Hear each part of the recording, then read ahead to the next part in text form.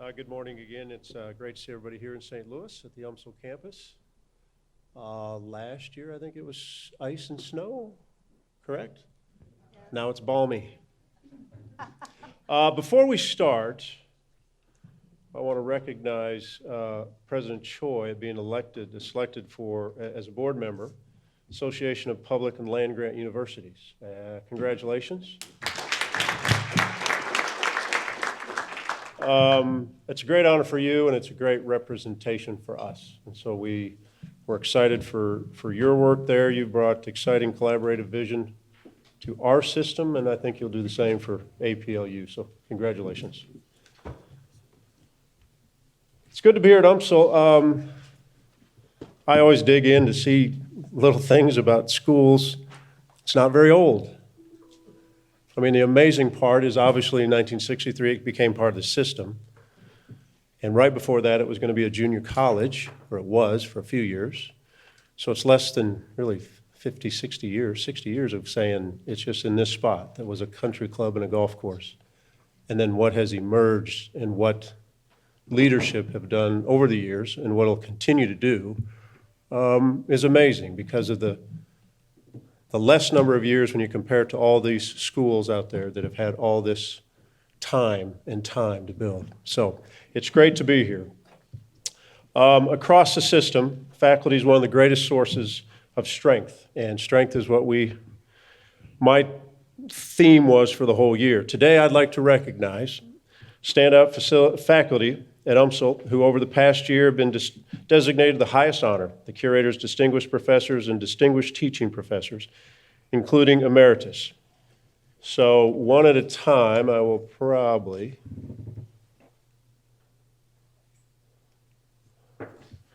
call you up to those who are here.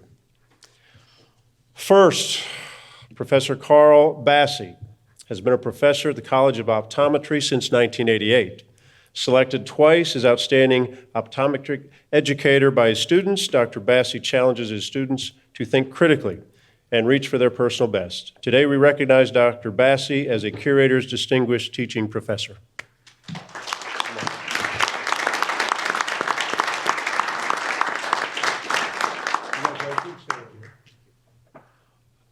Professor Susan Feigenbaum joined the UMSL Department of Economics in 1998.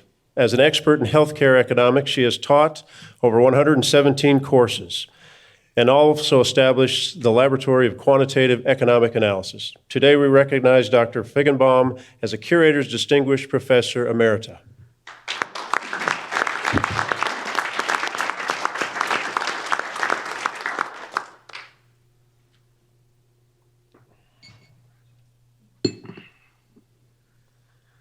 Next would be Professor Rebecca Rogers. Don't know if she's here. Oh. Joined the UMSL Department of Educator Preparation Leadership in 2006. Her groundbreaking work has led to over 250 pieces of scholarship in literacy and critical discourse analysis, and she served as president of the Literacy Research Association.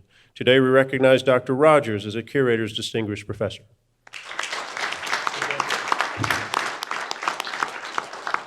Professor Richard Rosenfeld joined the UMSL faculty in 1989. He has authored or edited 8 books, 92 journal articles, 36 book chapters, and numerous reports.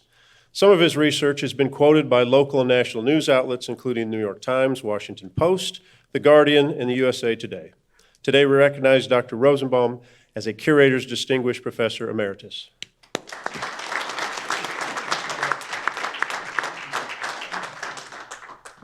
One more hand for all these people. Outstanding. Thank you.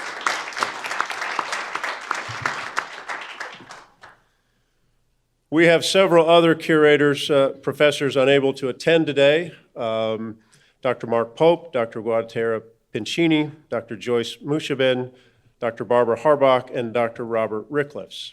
Please join me in congratulating them on the new Curators Distinguished Professors.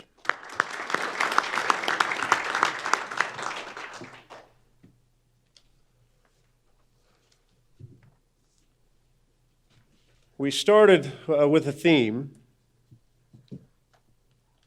back in January, really February, and each campus has had different thoughts, or we've looked at different parts of this strength. And UMSL's strength over the years has been in community and community engagement. And UMSL understands and appreciates its role as a metropolitan land grant institution, as an essential partner in generating an educated workforce, enhancing economic development, supporting broad-based service delivery, facilitating neighborhood renewal, and fostering inclusion. Started 25 years ago by philanthropist E. Desmond Lee and Chancellor Emeritus Blanche Toohill, Des Lee Collaborative is now a collection of 30 endowed faculty members among their portfolio of activities. Mission of the Des Lee Collaborative vision: link the knowledge, expertise, and resources of academic institutions in St. Louis to the community, civic, cultural, business, educational, and governmental entities to provide the vision and leadership that will enhance, support, and strengthen the region for the benefit of all its citizens. Those are, every time we stop at one of our campuses, we try to find the area of strength. And I think what UMSL has done community-wise is maybe the strongest of all of our schools. Back in February 7th, I look younger now than I did then. I can already tell. Every chairman gets to have a theme. And when I look back, February 7th was it was icy last year here. It was icy and bad weather in Columbia. Some of our curators couldn't make it. Many from outside of town couldn't make it, if I remember right. And I made a statement, and I capitalized the word "the." And it was, if you remember, it was roughly a week after an NCAA came out on the University of Missouri in Columbia. And I thought I wanted to set a more vocal tone, not necessarily different, but maybe a more vocal tone to what our university was. And so I said we're the University of Missouri, St. Louis, Rolla, Kansas City, Columbia, not a university in Missouri. That and my response to the NCAA, which was kind but a different tone, I had hundreds of thousands of messages about the tone we were setting. 99.9 were good. I had one gentleman not so happy, but that was okay. It was really more about who we are, and maybe it was kind of to light a fire to those who didn't look at the university the way I thought they should. It was meant for alumni. It was meant for legislators. It was meant for citizens of this great state, students, potential students. The idea was when you're a state university, you should be looked at by all as the state university, not just another one. It's funny, there's a country singer by the name of David Nail. If you're country fans, David's got quite a few hits. He's from Kennett, Missouri. Lives in Nashville. He is a huge Mizzou sports fan. Mostly football, some basketball, and a lot of baseball. When I asked him one time, I've got friends from Kennett, my wife's from Sykeston, so I could understand his accent. I said, why such a big fan? He didn't attend any of our schools. He said, because it's my state university. I thought, hey. So it was a message to me that's what I thought of how people should look. As a show me state person, myself, I was a bit tired maybe of the woe is me mentality that can often linger in a place that sits, sometimes we sit back, we're a conservative kind of people. Show me is a term that, okay, I'll respond after I'm shown. When the NCAA thing hit, some of my friends were kind of like, oh, here we go again. No, not really. It was really a statement for this board And it was a statement about this board and about our president and about our leadership. We know this. We've got a long way to go. We have a long way to go as a university. But we also know we're on the right track.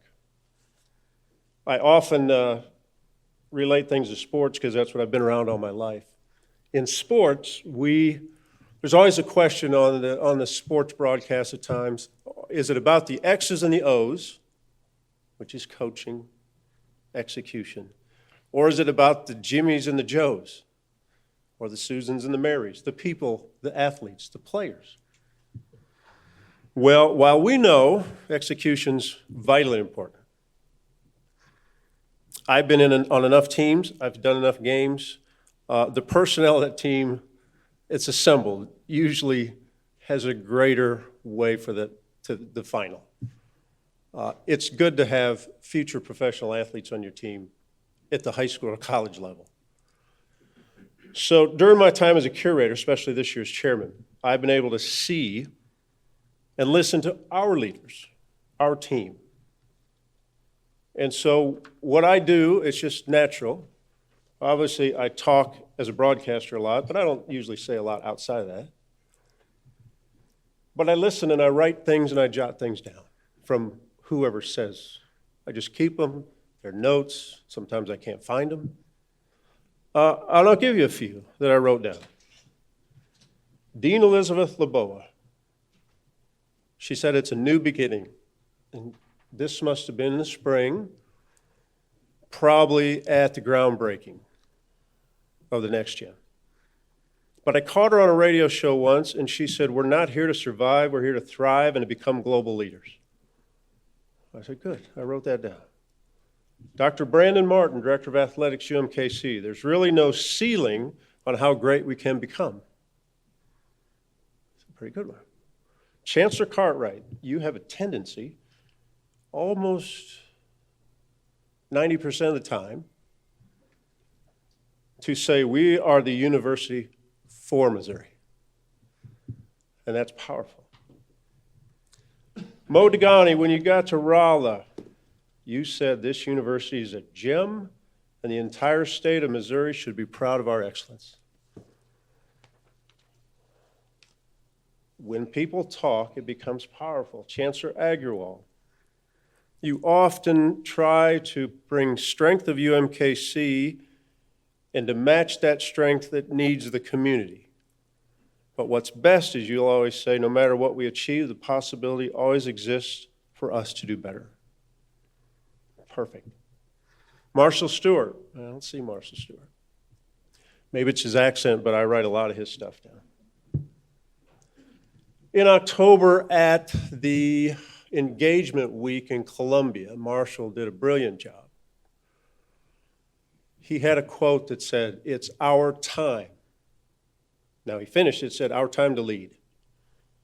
I just put our time down because I thought it makes sense in the strength that we're doing. Then I got to the last two that I'd written down. Interim Chancellor Sobolik, you often end things that we're doing here at UMSL with it's another way in which UMSL transforms lives. And President Choi, when he talked about the next gen in October, had almost the same line because he said it's transformational for lives. And all I could say is university for me, it's a transformational for life. That ends my comments. Members of the board, I hope we have a productive day. We've got things to do, things to get done. Thank you for your time.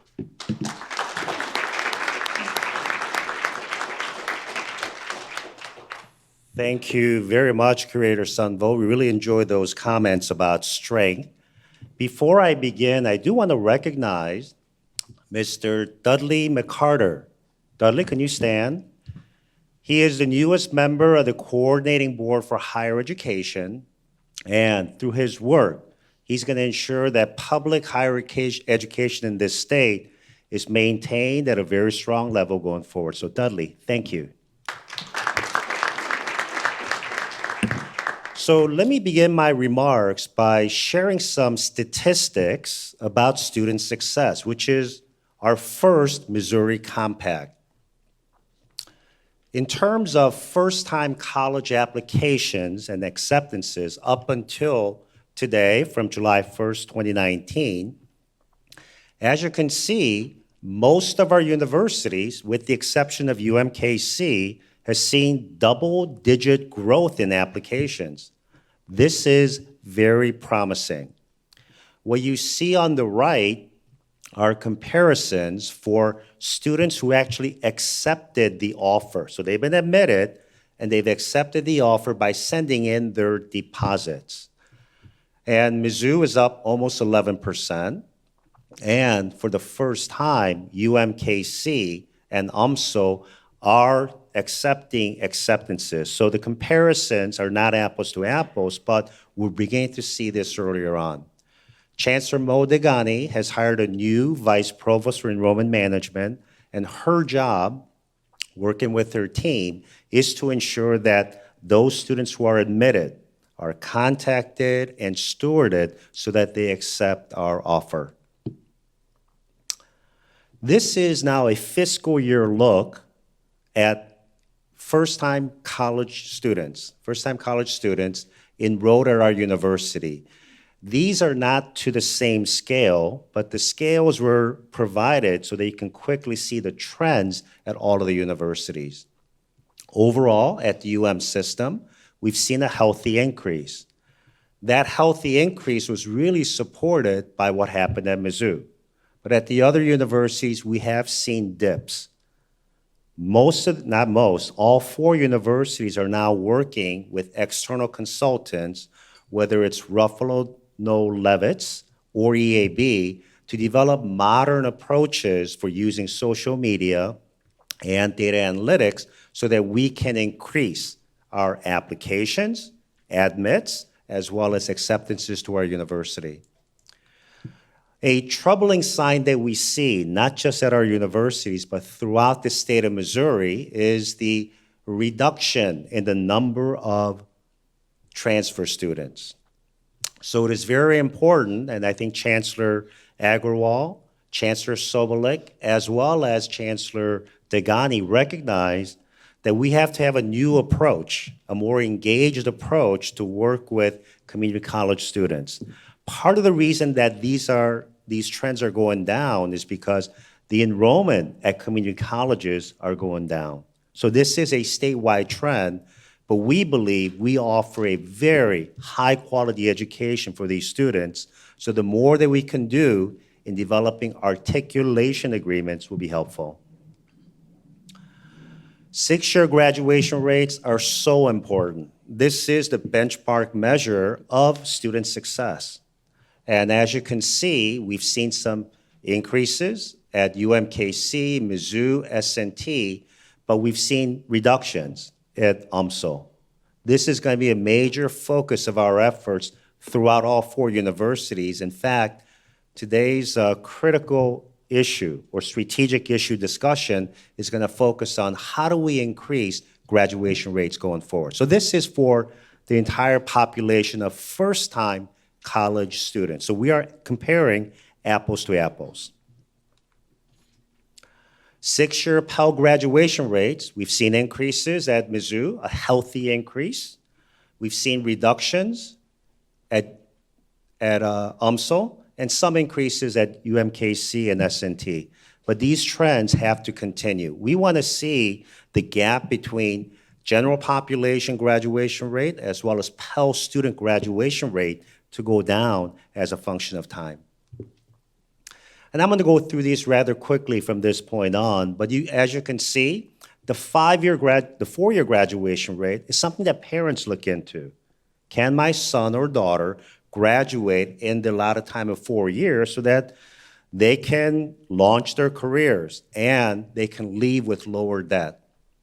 One of the areas that we're working on specifically is the 4-year graduation rate, Missouri S&T. Now, Missouri S&T has many engineering students, and they do co-op. But they do co-op, and they have many engineering students at Georgia Tech. their graduation rate in 4 years is much higher than 21%. So this is, and we agree on this is unacceptable, and we're going to address it. Okay, now I'm going to go a little faster and look at the one-year retention rate. One-year retention rate is really the beginning point. If we set the right trend to have a higher retention rate at the freshman to sophomore year, then we set the bar to increasing 4-year as well as 6-year graduation rate. Now, the graduation rates that I just discussed with you are so important because it forms the largest component to our ranking in U.S. News & World Report. So working with the chancellors and all 4 provosts, there are now committees established and points of contact to focus on retention, graduation rate, peer review, as well as faculty resources and financial resources that go into the ranking for U.S. News & World Report. Tomorrow, there will be a 4-hour meeting with the leading consultant with members from all 4 universities to discuss immediate tactics, because we want to make a difference for next year's ranking, as well as long-term strategies for us to improve in our overall rankings. In terms of e-learning, as you know, there's been some dramatic moves in e-learning with the addition of Matt Gunkel, who's been supported by Steve Graham, to develop a system-wide approach to e-learning. We're going to be launching a national branding campaign to decide how we're going to market the 4 universities, but do it in a way that is cohesive. We also have hired a senior director for e-learning. She comes from Boise State with significant experiences, and that is Stephanie McClellan.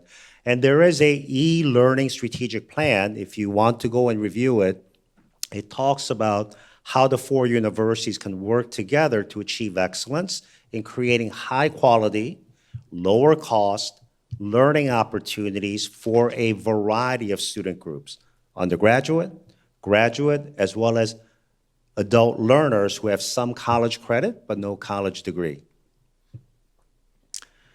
These are some of the programs that we're going to be launching and scaling up at the system with the support of Mizzou Online, which moved over to the system, with the support of UMSO Online, which moved to the system, to have a consolidated effort.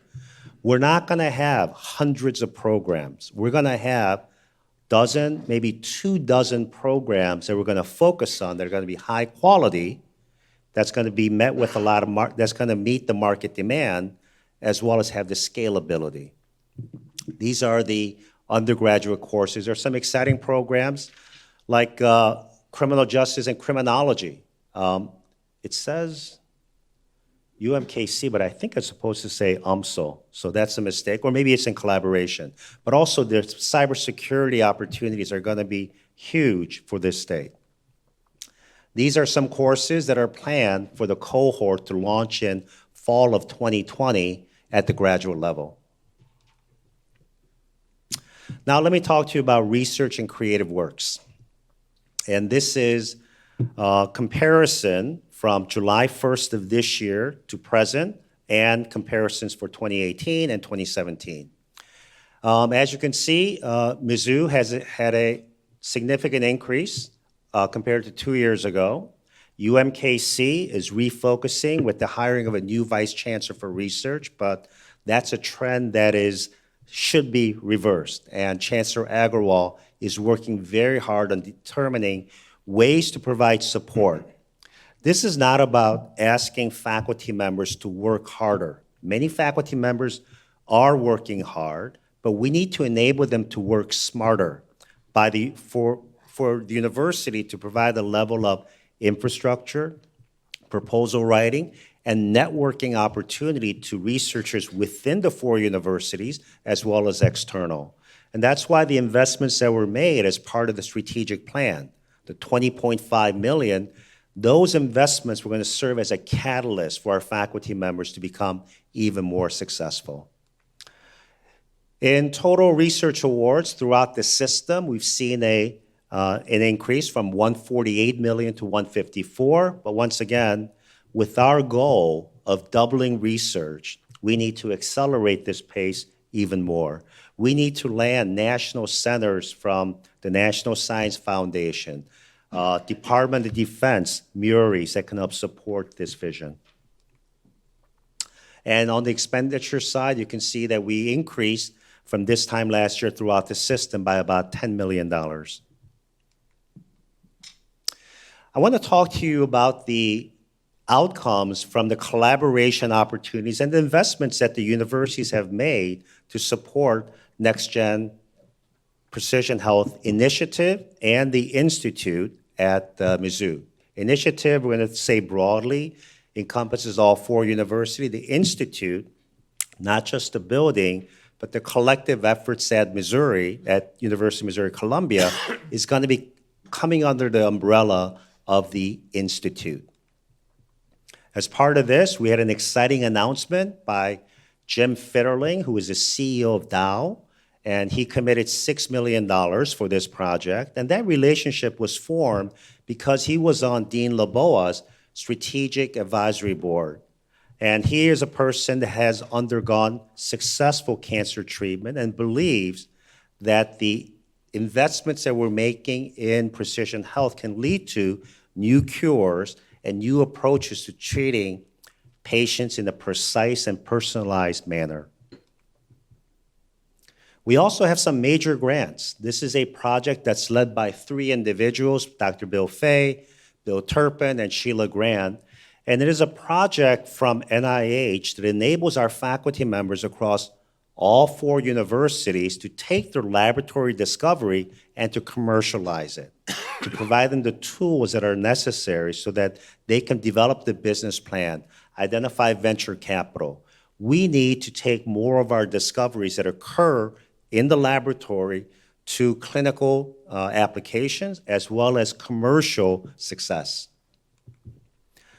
Dr. Diana Gill Pages received a $3.7 million grant. She's a faculty at MU as part of the Cancer Moonshot Project. And through this project, she is developing ways to treat one's own immune system and to train the immune system to attack cancer cells.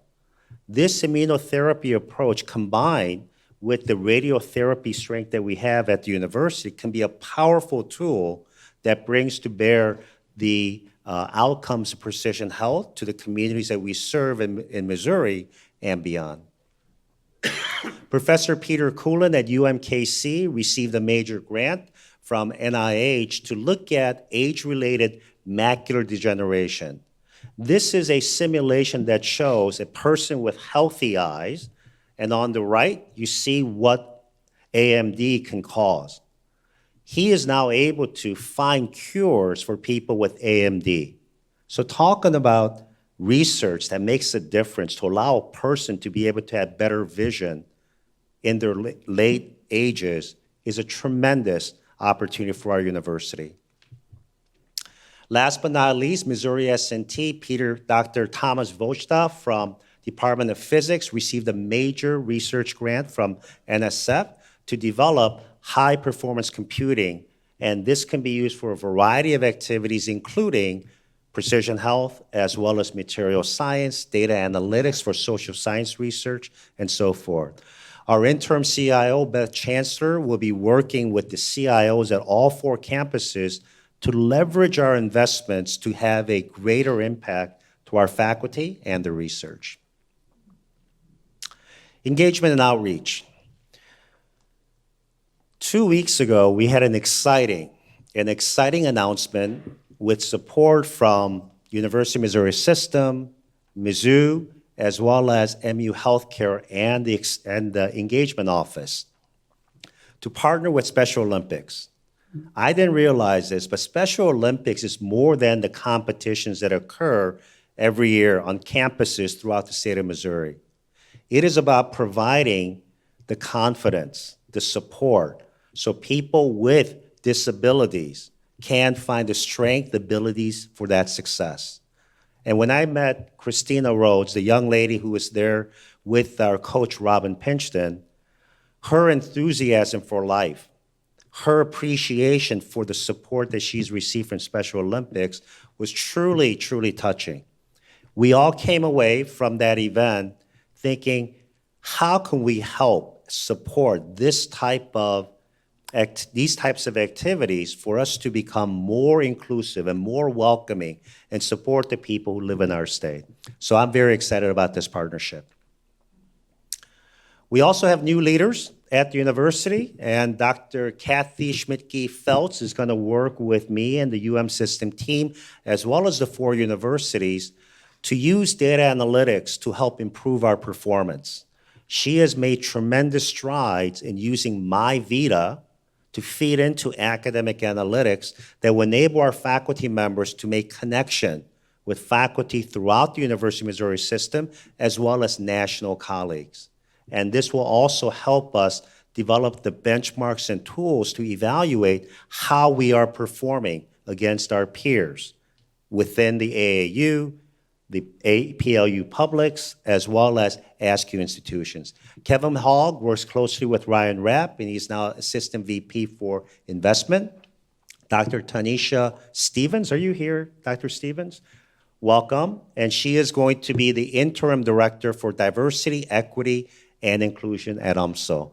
And Tanika Bush has stepped up admirably as the Interim CFO. And Tanika, you are here as well.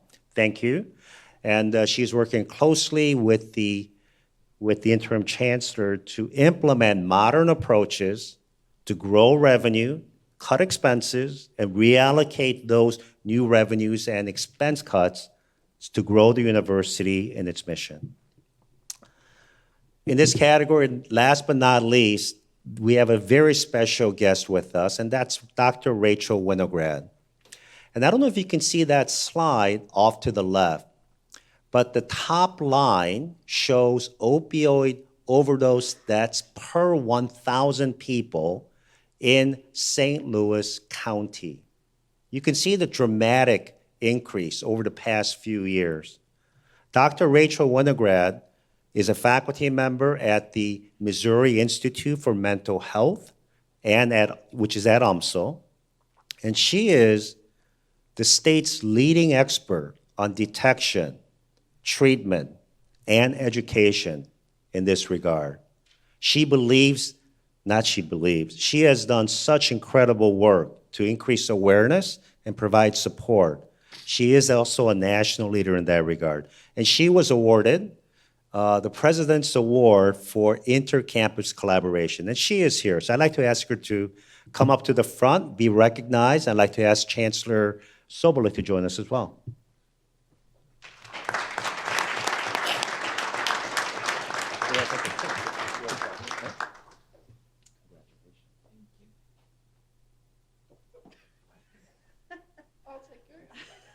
All right, let's take a picture.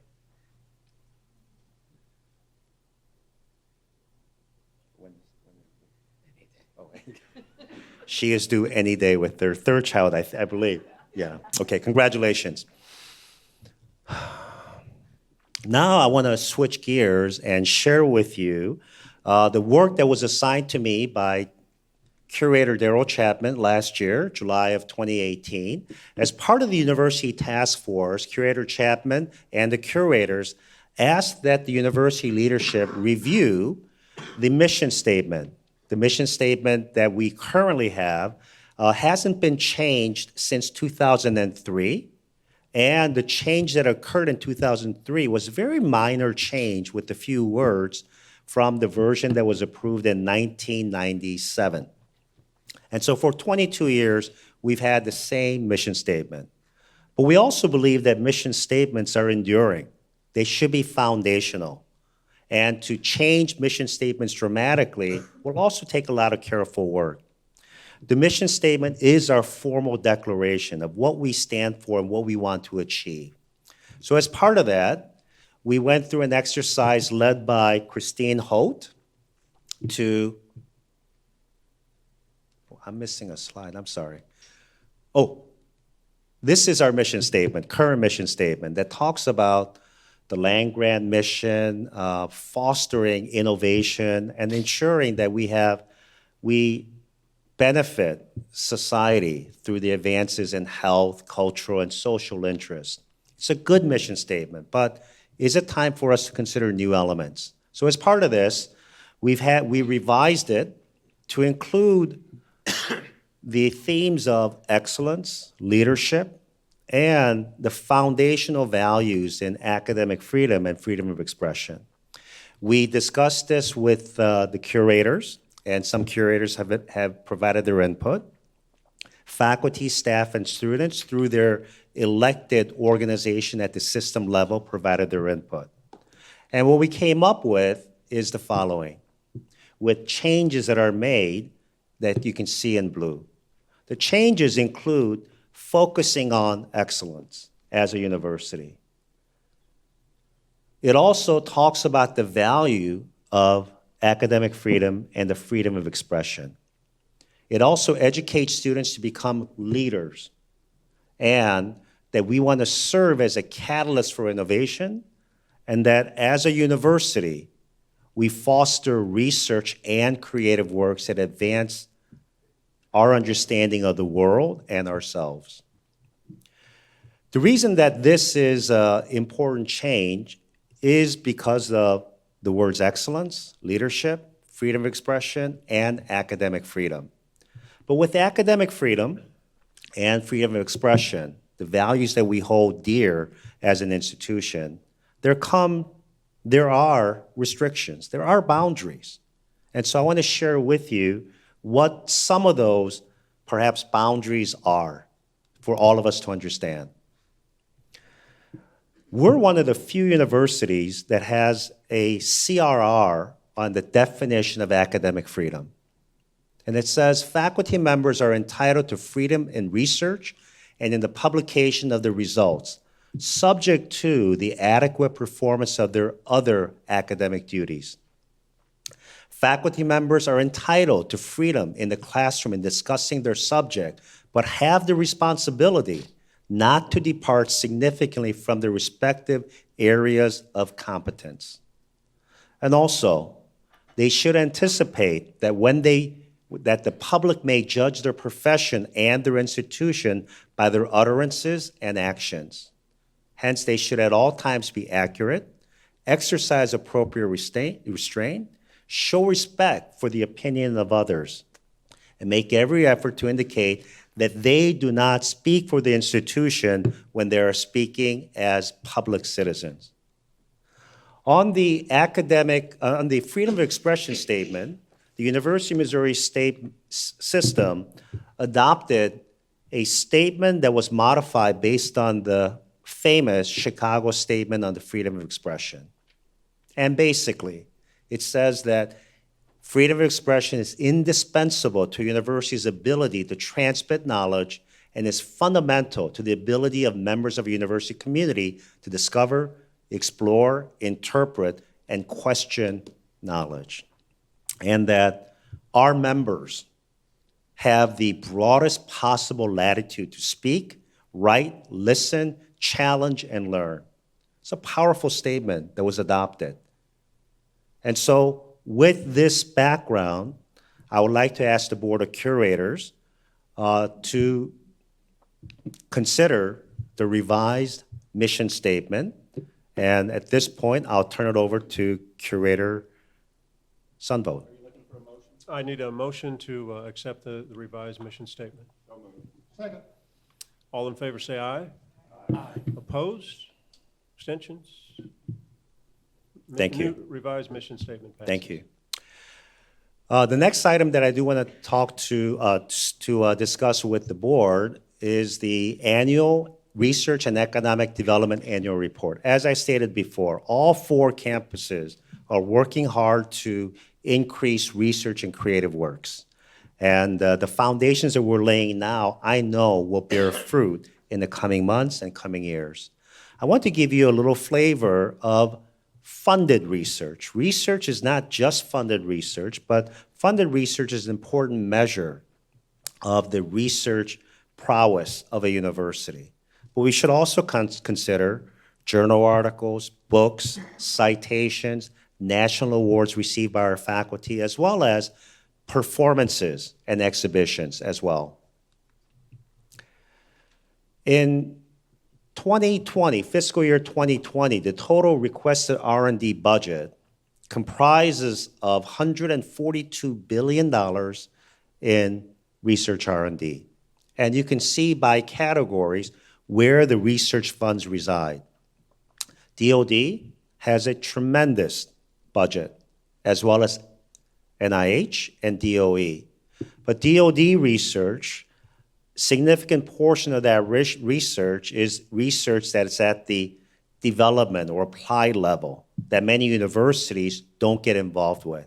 And that level of research, $67.7 billion, is also used to support the internal DoD agencies for their own internal research programs.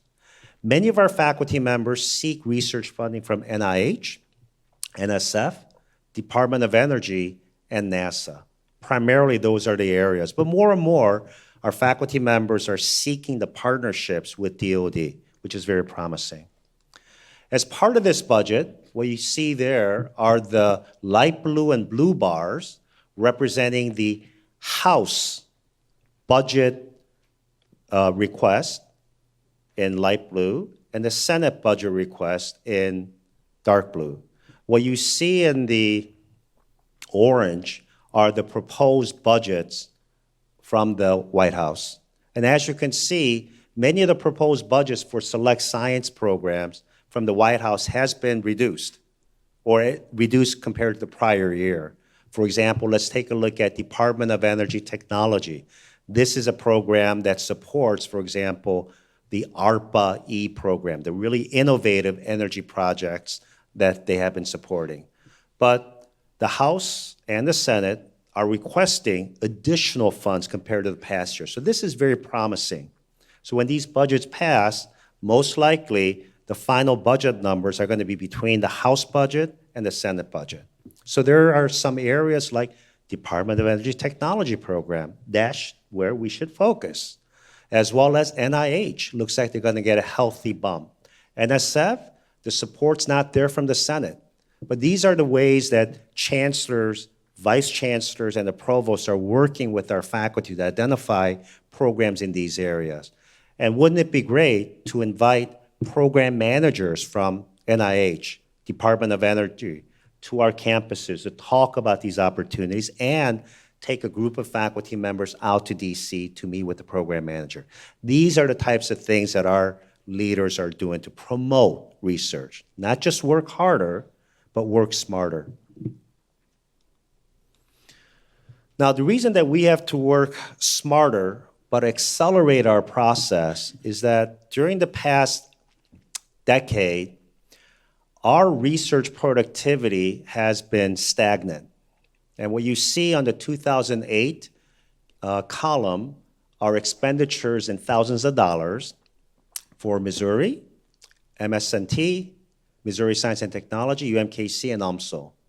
And as you can see, comparisons to 2017 indicate that we grew at a very small rate, or in some cases, we went down. But look at the other universities. I took a selection of universities and to show how much they have increased. Arizona State, they doubled in that 10-year period. So it can be done, but we have to learn what are the lessons and best practices that we can take from places like Arizona State or places like University of Pittsburgh and apply them at our university so that our faculty members can be more competitive. We have outstanding faculty, but our facilities in many ways are lacking. Our instrumentations that we use are not always the latest and greatest so they can compete with others. That's why investment in infrastructure is so key.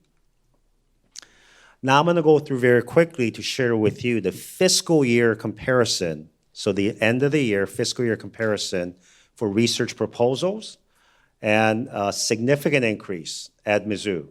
A lot of hard work from Mark McIntosh, the chancellor, the provost, but more importantly, the faculty who are writing the proposal, who are heeding the call. And throughout the university, we've seen a $220 million increase in proposal, which is the leading indicator for research. Research awards also moving up. And the most important measure of research in measuring research universities is expenditure, and that also has been going up. Now I want to talk to you a little bit about technology transfer, because this really speaks to the value of our research in the marketplace. And it's not just about trying to get more licensing fee. If you think about the work that was done 20, 25 years ago by researchers at Missouri S&T led by Delbert Day and Mizzou with faculty members in the nuclear research reactor, we don't necessarily get any more licensing fee. But we know that through that work, we're saving 10,000 lives each year of individuals in North America who suffer from inoperable liver cancer. So in addition to the licensing fee, we are making a positive difference in the lives of Missourians and beyond. So in 2019, UMKC has had 18 disclosures and 4 patents issued. And what I like to focus your eyes on is the middle patent, detection of early stage Alzheimer's. Now, with this technology, we also recognize that we don't have the infrastructure at the university to take this to clinical trial in phase 1, phase 2, and phase 3. By partnering with innovative companies with venture capital capacity, we can take these technologies and develop them at our universities so we can become that engine of innovation that we know we can become. At Missouri S&T, the very important patent is also the middle one. I mean, they're all important, but I want to focus on the middle one. It's about grain refinement in iron-based materials. This has already been licensed to Nucor, which is one of the largest steel manufacturers in the world. And at Mizzou, over the past 2 years, they've had 98 patents issued. Now what we have to do, working with Lisa Lorenzen, the new Vice Chancellor for Technology Transfer, who joins us from Iowa State University, we want to now shop those to entrepreneurs, to venture capitalists. We don't want our patents sitting on a shelf. We want to be able to actively promote it and also to disclose and patent those technologies that we believe are going to have a value for society and in the marketplace. Last but not least is a very innovative project led by UMSL called the I-6 project that brings together all 4 universities of the system as well as the Southern Illinois University system to develop the technologies in the universities but leverage it into industry-supported technology commercialization. And once again, you can see that this project benefited by having the collaboration across all 4 universities, and we're very pleased about that. So Chairman Sunvo, that ends my report. And are there any questions from the curators or the audience? Go ahead, Yeah. Curator Steelman. On eLearning, is the plan to market 4 brands or is the plan to market 1 brand? Right now, we are working with this firm, external firm, to identify what is the best approach. We're going to do some market analysis with feedback from consumers to identify that. Thank you. Anything else? President Choi, thank you very much for your presentation. Thank you.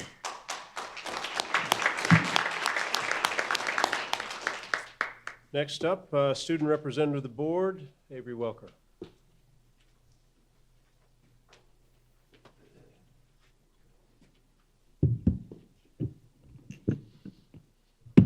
Well, here it is, the part everyone's been waiting for the whole morning, the student representative to the board report. I'm very excited to share that we've got some student leaders hanging out all day in the board meeting. Congratulations for being here, guys. Thanks for coming. Really appreciate it. All right.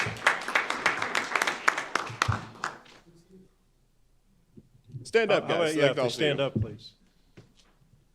Right there. Excellent. All right, let's get this party started. So we'll start with what's going on at Intercampus Student Council. So ISC is happy to have their full executive team elected and in place with Natalie Butler of ASUN as the vice chair and Christina Carrick from Missouri S&T as the recorder. And we had our first UM system speaker at our last meeting. Dusty Schneiders came and gave an excellent overview of what he does up at the system in Jefferson City, just so we get a nice dialogue going with the Intercampus Student Council.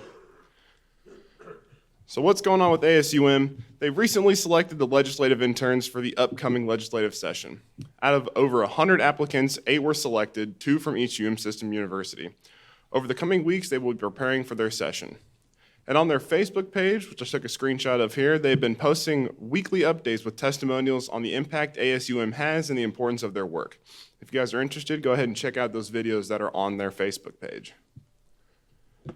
Over at the Missouri Student Association, MSA's Senate recently passed legislation to create the first year committee, which will give new members professional and networking experience, as well as a resolution to support the creation of the Missouri Students Coalition, which will encourage collaborative advocacy efforts among the state student governments. MSA also hosted a food drive for the Tiger Pantry Food Bank and collected over 500 swipe donations to be used at on-campus dining facilities. Additionally, they recently held a town hall to discuss the student experience at Mizzou and improving the measures of diversity, inclusion, and campus safety. On their Graduate Professional Council, the GPC is actively involved in charitable and service-related events this year. This month, they are selling frozen pizzas from Shakespeare's to raise funds for GPC Financial Assistance Fund, a gift account which has already helped a few graduate and professional students in financial stress. Additionally, GPC is supporting several dozen children housed at the Great Circle this holiday season by purchasing items from their wish lists. GPC has also hosted trash pickup days. Secondly, GPC is working closely with campus administrators to clarify the nature of student stipends for assistantships, tuition waivers, and health insurance subsidies under the new budget allocation model. Many students are worried that the nature of graduate and professional student employment is going to change dramatically under this new budget model. Moving right along to SGA over in Kansas City. UMKC's SGA leadership led a student panel at the EOA conference, established a third branch of government, promoted the San Velo app across campus, attended a statue dedication, and helped with the biggest arts event on campus, Crescendo. This event raised $600,000 for student scholarships over there. And with all their student involvement up, UMKC SGA is continuing its mission to make sure every voice is heard on campus and that everyone has a seat at the table. For the Student Council in Rolla, S&T students have been working hard and are ready for Thanksgiving break to push through finals. This semester, S&T Student Council is very much trying to advocate for students' academic concerns. They've added 2 new committees to bridge the gap between students and administrators. That first committee is their Academic Resources Committee that specializes in providing input on all the services that students can use to obtain help in classes from the library, and the Student Success Center for lead tutoring. Student Council also has added a committee to focus on graduate student-specific concerns. Another big event to gather student comments was Student Council's first academic and advising forum, staffed with a great panel of administrators from around S&T. The 80 students that came to the event appreciated the dialogue and the panel's commitment to student success. In other news, Student Union Board led a collaborative effort to host a minor tailgate before the S&T football game on November 2nd. So it was a great way for students to blow off some steam and support the minor football program. So here for St. Louis, their SGA, UMSL just wrapped up their annual campus safe walk, which is on the left side picture here. At this event, Student Government Association partners with the UMSL Police Department, Residential Life and Housing, and the Office of Student Involvement. Students, faculty, staff, and administration go on various routes to their campus at night to analyze if they are meeting safety concerns for everyone on their campus. From the knowledge that they gain, SGA drafts an in-depth report and submits it to the respective departments. The Safe Walk allows everyone from students to administrators to make their voices heard to address these concerns, which in return will lead to hopefully rectifying campus safety issues. UMSL SGA also finished up a special election in September and officially trained their new elected senators in October. You can see on the right that they're pictured right there. They're excited for their senators to grow in their positions and see all the work they do for UMSL and its students. And then finally, if you guys were curious what I was doing, I'm continuing to work on encouraging collaboration across campuses with all the student leaders, all while attempting to simulate the formation of turbidite lobes for my PhD research. Does anyone have any questions for me? So, yeah, question. How much schooling do you have left? As much as my advisor says I have. But if I had to make a guess, approximately 2-ish years. Do you have a job lined up? I have an internship lined up for this summer down in Houston. Okay, good. With who? Occidental Petroleum. All right, good. All right. Well, hey, thank you for your work, because it sounds like an easy major. It sounds like all that's pretty easy, but you put in a lot of time. Thank you very much. Thank you.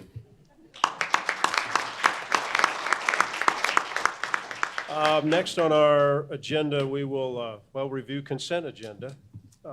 Take a look if you have anything you want to discuss or move.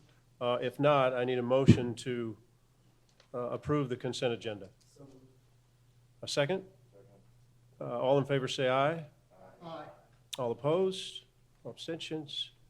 We'll now move to the Compensation Human Resources Committee meeting. Chair Snowden is not here. Chair Snowden. Okay, one second.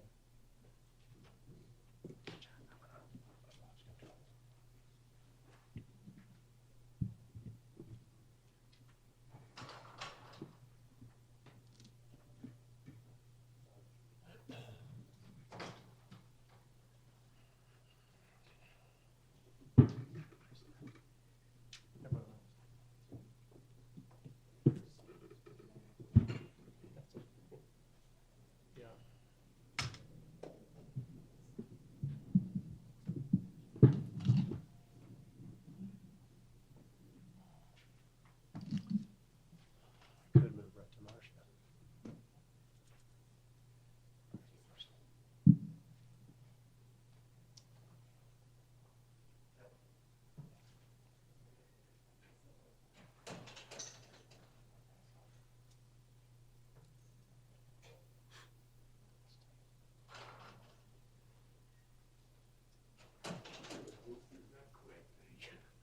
Chair Snowden, it's your call. Thank you, Mr. Chairman. I see.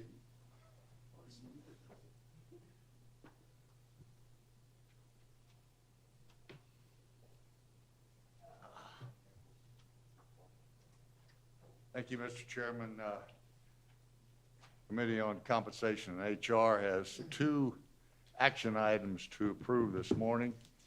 And the first one involves the collected rules and regulations 340.035, organ and bone marrow donor leave. And I would invite Marcia Fisher to present this action item.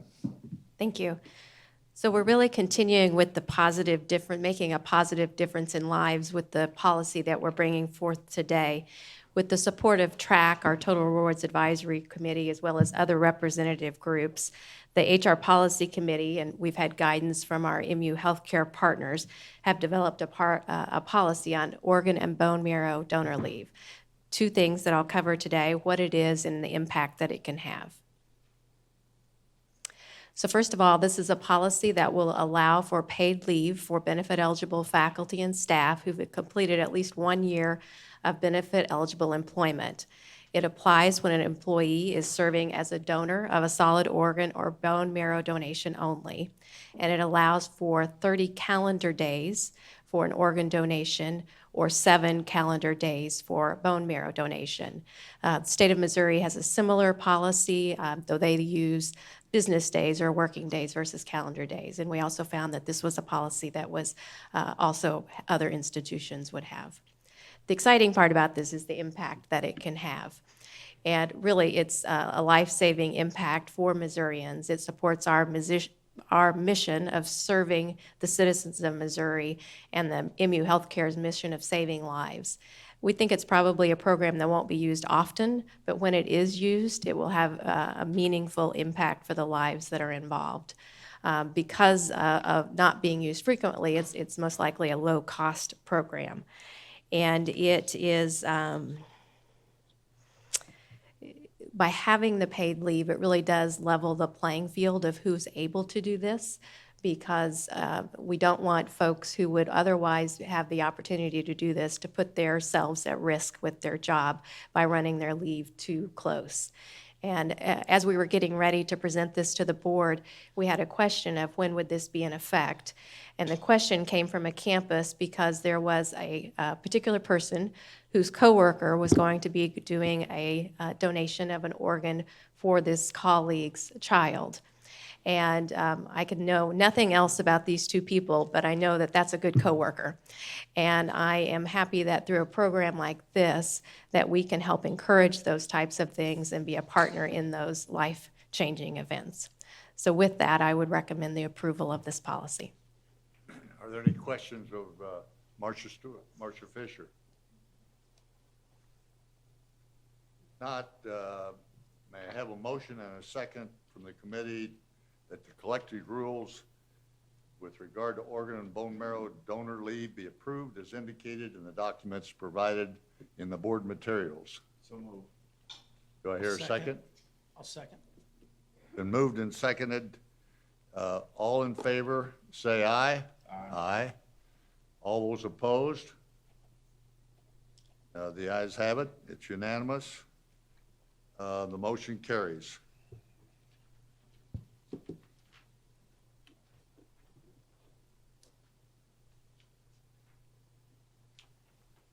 Now, Mr. Chairman, I move the approval of full board approved collected rules and regulations dealing with organ and bone marrow donor leave as provided in the materials.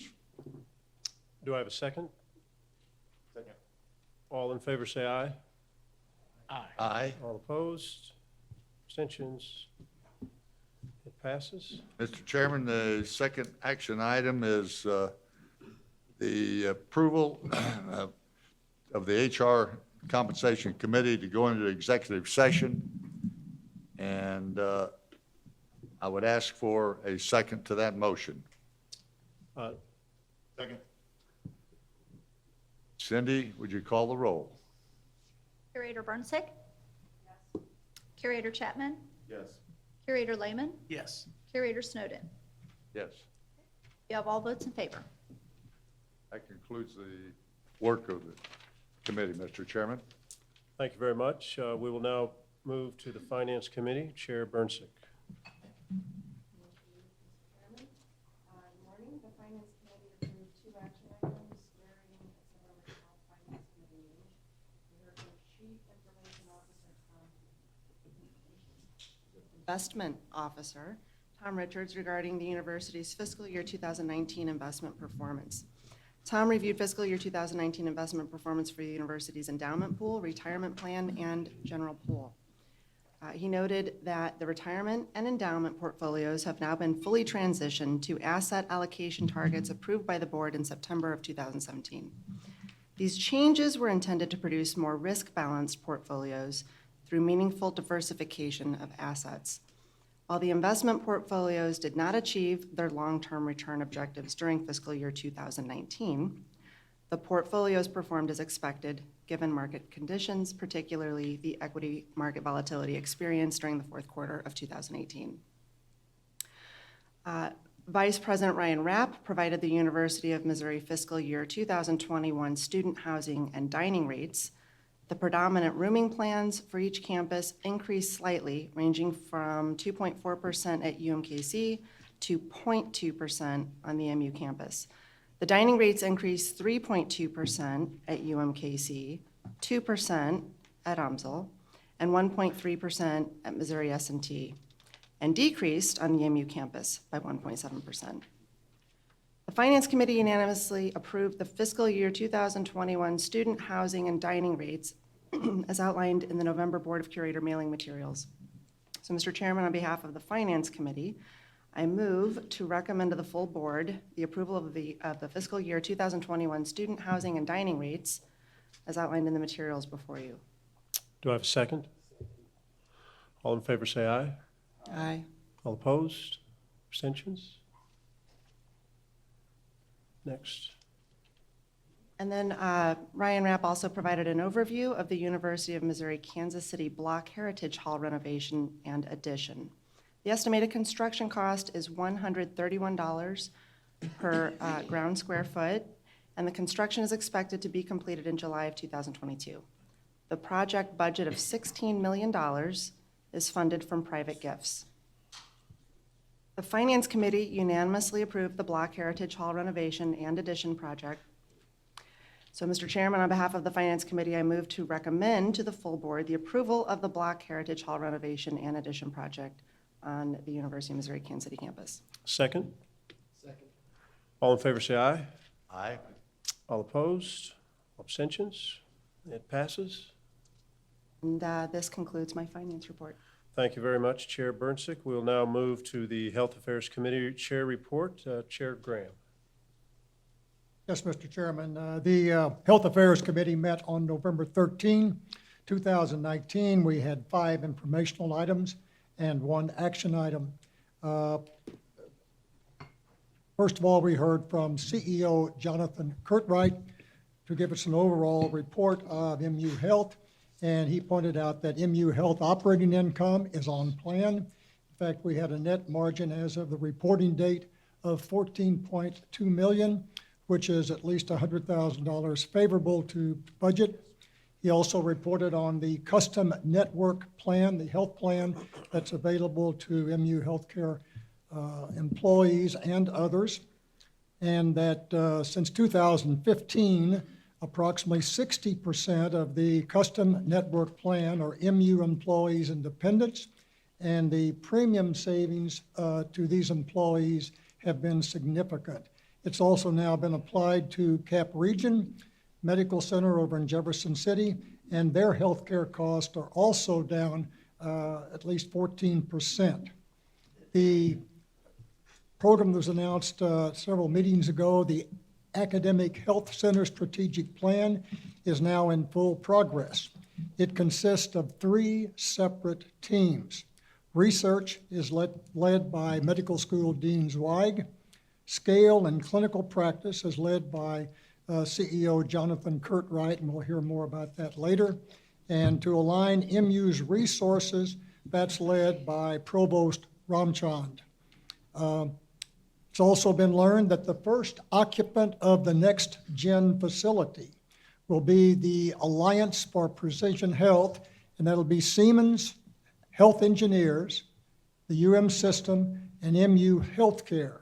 And just a little bit about the Siemens program. The Siemens virtual cockpit, the virtual cockpit developed by Siemens, will allow us from Columbia to remotely manage, assist, and control MRI scanners throughout the state and provide 24/7 technology and personnel for imaging studies throughout the rural areas of Missouri. Would actually allow professionals in Columbia to look at MRIs throughout the country, see them on a screen, and make diagnoses and even direct contrast material at those distant facilities. In connection with research and collaboration, the MRI developments that have been sponsored through MU Healthcare have decreased scanning time by at least 25%. Dr. Zweig, the medical school dean, the interim medical school dean, then reported on the strategic planning process, and he indicated that the research strategic plan is clearly being developed and well toward development, and the goals and objectives are being drafted in the context of the Kaufman Hall Academic Health Center planning process. The tactics and outcomes are going to be determined by 5 strategic focus committees headed by faculty co-chairs with a interdisciplinary membership. Those 5 focus areas are: number 1, to train, attract, and retain exceptional talent. Second, to fuel discovery through collaboration. And 3, to make translation and aspiration of greater importance. And 4, to align and grow clinical research. And lastly, number 5, to create a structure that continually sustains excellence. Over 15 million research dollars have been granted from agencies for various studies sponsored by the School of Medicine faculty. And just as importantly, we learned that NIH awards increased 17% in 19 compared to 18. We also learned from Dean Zweig that safety indicators, the PSI score, while not having improved to the extent that we had hoped, that progress is being made and significant emphasis given on improving those PSI scores. And those are pressure injuries within the hospital. Also, hospital-acquired infections demonstrate continued improvement, which is important for our ratings. We also, as you recall, last year learned about a star rating that was disappointed.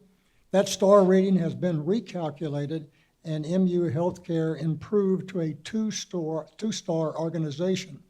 With current and future performance, Dr. Zweig indicated that we anticipated continued improvement in our star ratings.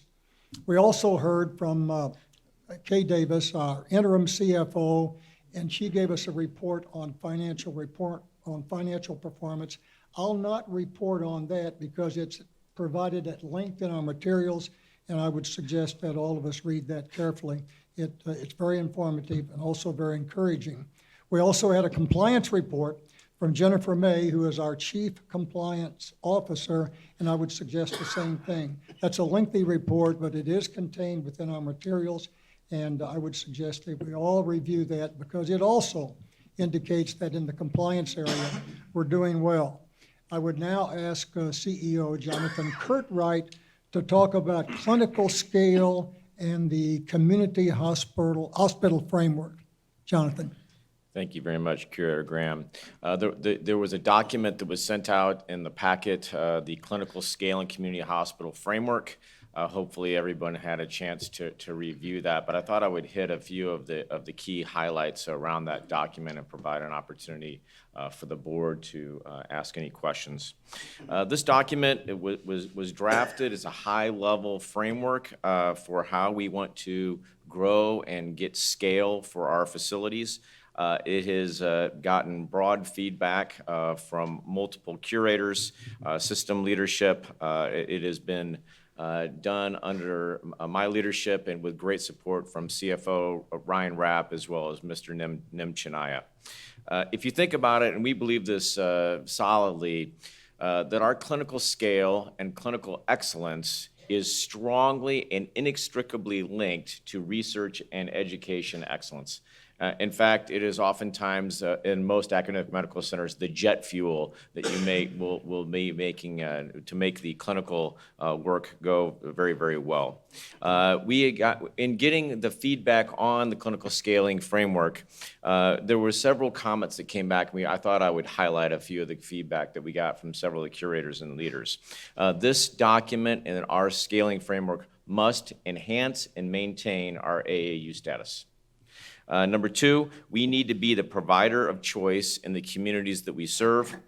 Three, there must be great clarity around scale, and let's put some numerics around this that is highly quantified. And finally, it needs to have strong alignment with the Next Gen Precision Health Institute. And that was feedback that we got, and we have placed that into the document for sure.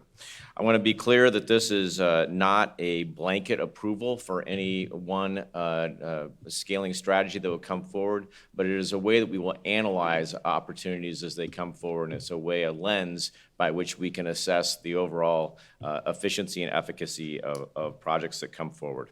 So before I get into any specific scaling comments and give some specifics around the definition, President Choi, would you like to make any brief comments? All right, very good. As far as scaling goes, some key topics that are out there. Our net patient revenue for MU Healthcare is currently $1.1 billion. If you include the School of Medicine and Cap Region Medical Center, we're around $1.6 to $1.7 billion in that general area. We know that we must grow. And in comparison to, say, the University of Iowa which is well over $2 billion. We believe that that is a very solid number and a very solid range to help us achieve our scaling goals of right around $2 billion of net patient revenue. To achieve this, our hospital beds, when you include MU Healthcare and Cap Region Medical Center, is right around 750 beds. We believe that that's going to need to grow to right around 1,000 beds over time. And in the future, more and more and more of healthcare is going to be provided in more of an outpatient setting, in more of an ambulatory setting. This has historically not been an area of strength for MU Healthcare. We have grown this significantly in the last 2 years. We're up 7% from 2 years ago and another 7% this year. But we must continue to make major strides in our ambulatory setting. And for us to achieve our aspirational goals, we think that this is going to have to increase from around 725,000 visits to nearly 1.1 to 1.2 million ambulatory visits. In terms of our patient volume, currently we provide care in central Missouri for right around 800,000 central Missourians. That's where 90% of our business comes from. We believe that we're going to have to expand the scope and the size of our region to 1.5 million Missourians. And we think that that's going to help us with our areas of focus. We want to have service line excellence in cardiology, oncology, orthopedics, women's and children's hospital. Anyway, these are things that are out there. We thought we would briefly discuss this. This was fully endorsed by the Health Affairs Committee last week, and we are bringing it forward to the full board for your review and endorsement. And I'd be happy to answer any questions that you all may have. Curator Steelman? You know, we talked about briefly, and congratulations on the framework, by the way. It's I think, provides an excellent road path. But we, of course, obviously, in Columbia, Missouri, have some population challenges. On its face, and I'm sure there are significant differences, but on its face, Iowa seems to have the same challenges and yet have exceeded our scale considerably. Do you have any plans to maybe find out how they did that, or and there may be some distinct differences or advantages they have that we don't have, but we have to figure out how to get that scale despite population challenges. That's an excellent thing to consider. We have several Hawkeyes on our leadership board, and we would be happy to do that. And that's a great suggestion. I completely agree with you. It's a rural state. They've been able to achieve excellence in research and in education, and that would be a great comparator for us. And a significantly larger clinical scale than we have, too. Indeed. Thank you. Any other questions of Jonathan? Jonathan, thank you. My pleasure. Thank you. Hey, Jonathan, I have one question. Can you describe the MRI process that we saw at the committee? As far as the virtual cockpit description? Yeah, the virtual cockpit. Yeah, so briefly. So if you think about it, in rural hospital settings, it's incredibly expensive to have MRI technicians 24/7 and be able to do that, say, 2 o'clock in the morning at the Lake of the Ozarks. That's the example I always use. And oftentimes what we want to do and what we're going to be able to do now and in the future is that the MRI technician that's running the MR piece of equipment at the Lake Regional Health System will be based in Columbia, Missouri. And there will be a safety technician that will be manipulating the patient, and think of it as doing it via Skype or via FaceTime.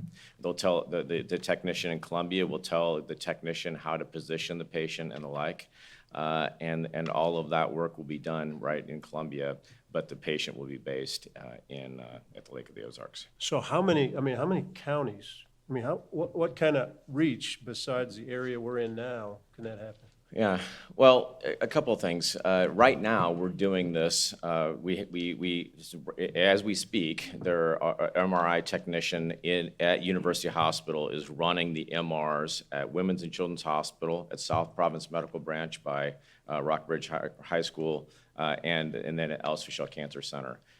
that might as well be 500 miles away, right? So in theory, we should be able to run the MRs for all of our partners throughout the entire state if necessary. And would gladly do that. Thank you. My pleasure. Well, the good thing about that, particularly for rural hospitals, is because sometimes only with the MRI can you determine whether emergent treatment has to be delivered within a matter of hours, or you have maybe the luxury of a few days. And without that MRI and the interpretation, you may make the wrong decision. So that's going to benefit physicians and patients throughout the entire state. And the other thing I would mention on this is that it demonstrates our excellent partnership with Siemens Healthineers, but it also shows our solid partnership we have with Cerner. So our work, we're going to have our same electronic medical record is going to be both at Cap Region Medical Center and Lake Regional Health System. And we're creating the system of care through technology as much as possible. Thank you very much.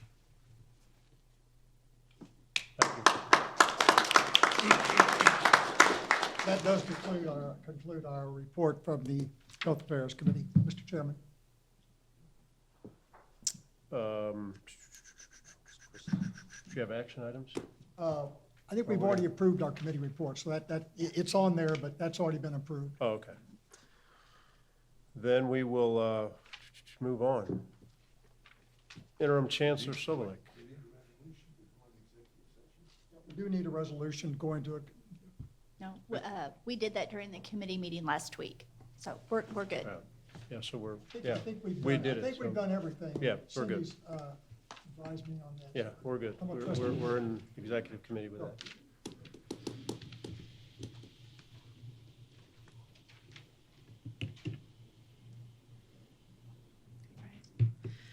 So welcome, everybody. We're glad to have you here at the University of Missouri St. Louis, and it's not snowing as it was last year, and campus is still going, so all is good. And thank you for letting me present on some of the things that are going on at UMSL. First of all, the side that we like to tout most importantly is that we retained reaccreditation by the Higher Learning Commission.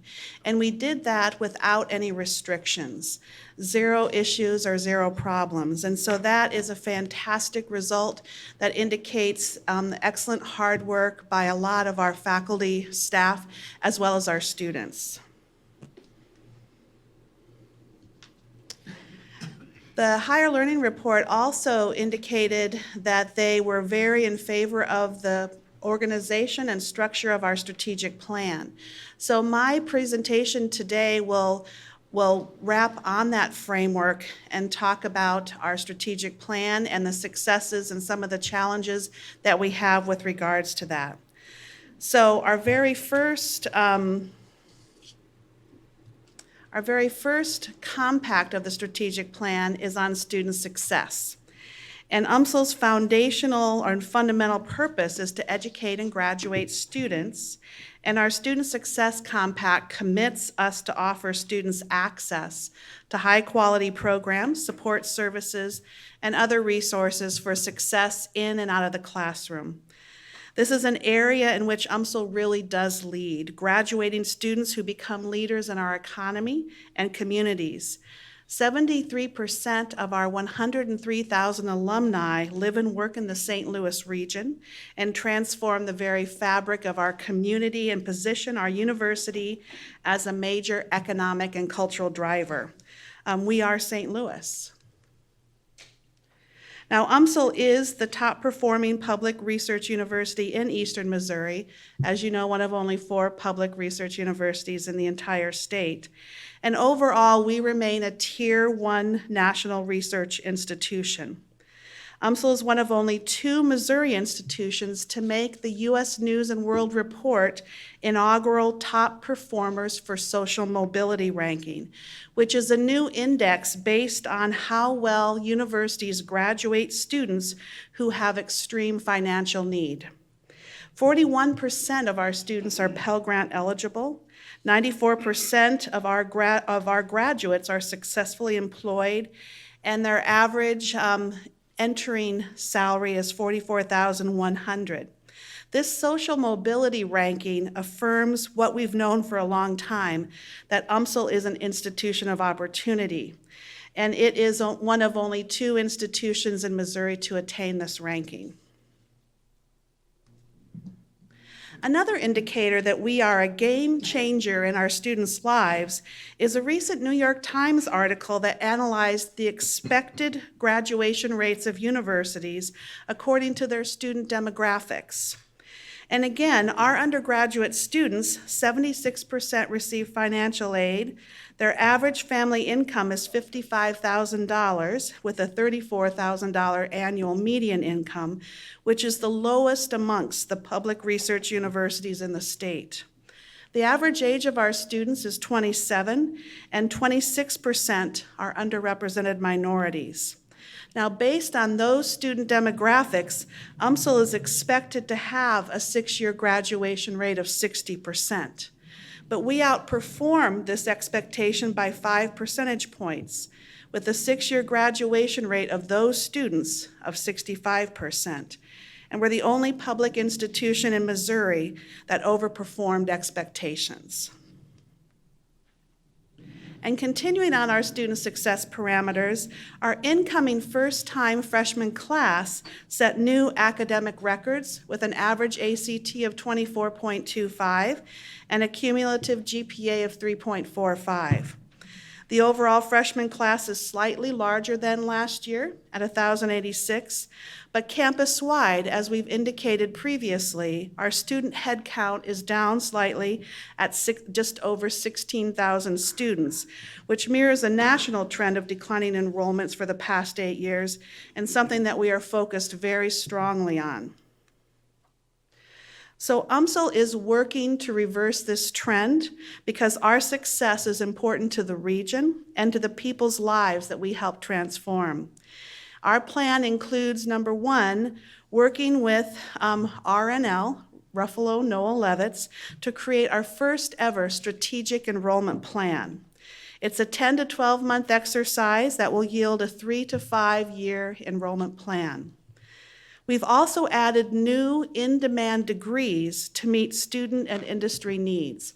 All of the new programs that we've been moving forward indicate strong student need as well as training that will help feed the workforce. UMSL is also a leader in the System eLearning initiative, a goal which has over 25,000 new students by the year 2025. We are pleased to be a leader in that initiative and have moved our high-quality CTL and UMSL online group to be system employees to help lead that. We've also invested in high-quality academic support through our new Student Academic Support Services, SAS, and you'll be hearing more about SAS when we talk about our retention efforts when the provosts have that discussion after lunch. And we've also added men's and women's cross-country and track and field as NCAA sports, and this increases our varsity sports to 19. We're pretty excited about this. And speaking of growing our NCAA Division II athletics, our student athletes are students first and thrive in the classroom. Our athletes achieved a record 3.34 GPA during the past academic year, and 117 student athletes were named Academic All-Conference. We're proud of the way in which our students perform in competition, but prouder still of the way their lives are being transformed in the classrooms and the laboratories. UMSL today has a very strong relationship with both the ROTC Gateway Army Battalion and the ROTC Air Force Detachment 407, primarily because of the initiatives started in our College of Arts and Sciences around 2010 to reestablish ties and emphasize veterans and enlisted military. Some other highlights include UMSL was the first university in the region to give full elective credit to ROTC. UMSL was the first university in the region to award room and board support for full tuition ROT scholarship awardees. And UMSL grants Army and Air Force instructors courtesy faculty appointments. The Army and Air Force ROTC instructors are provided office space in our Veterans Center, and our Veterans Center staff are coached to advise students on ROTC offerings and benefits and make referrals to the appropriate ROTC program. These are among the efforts which led to our Best for Vets award from Military Times.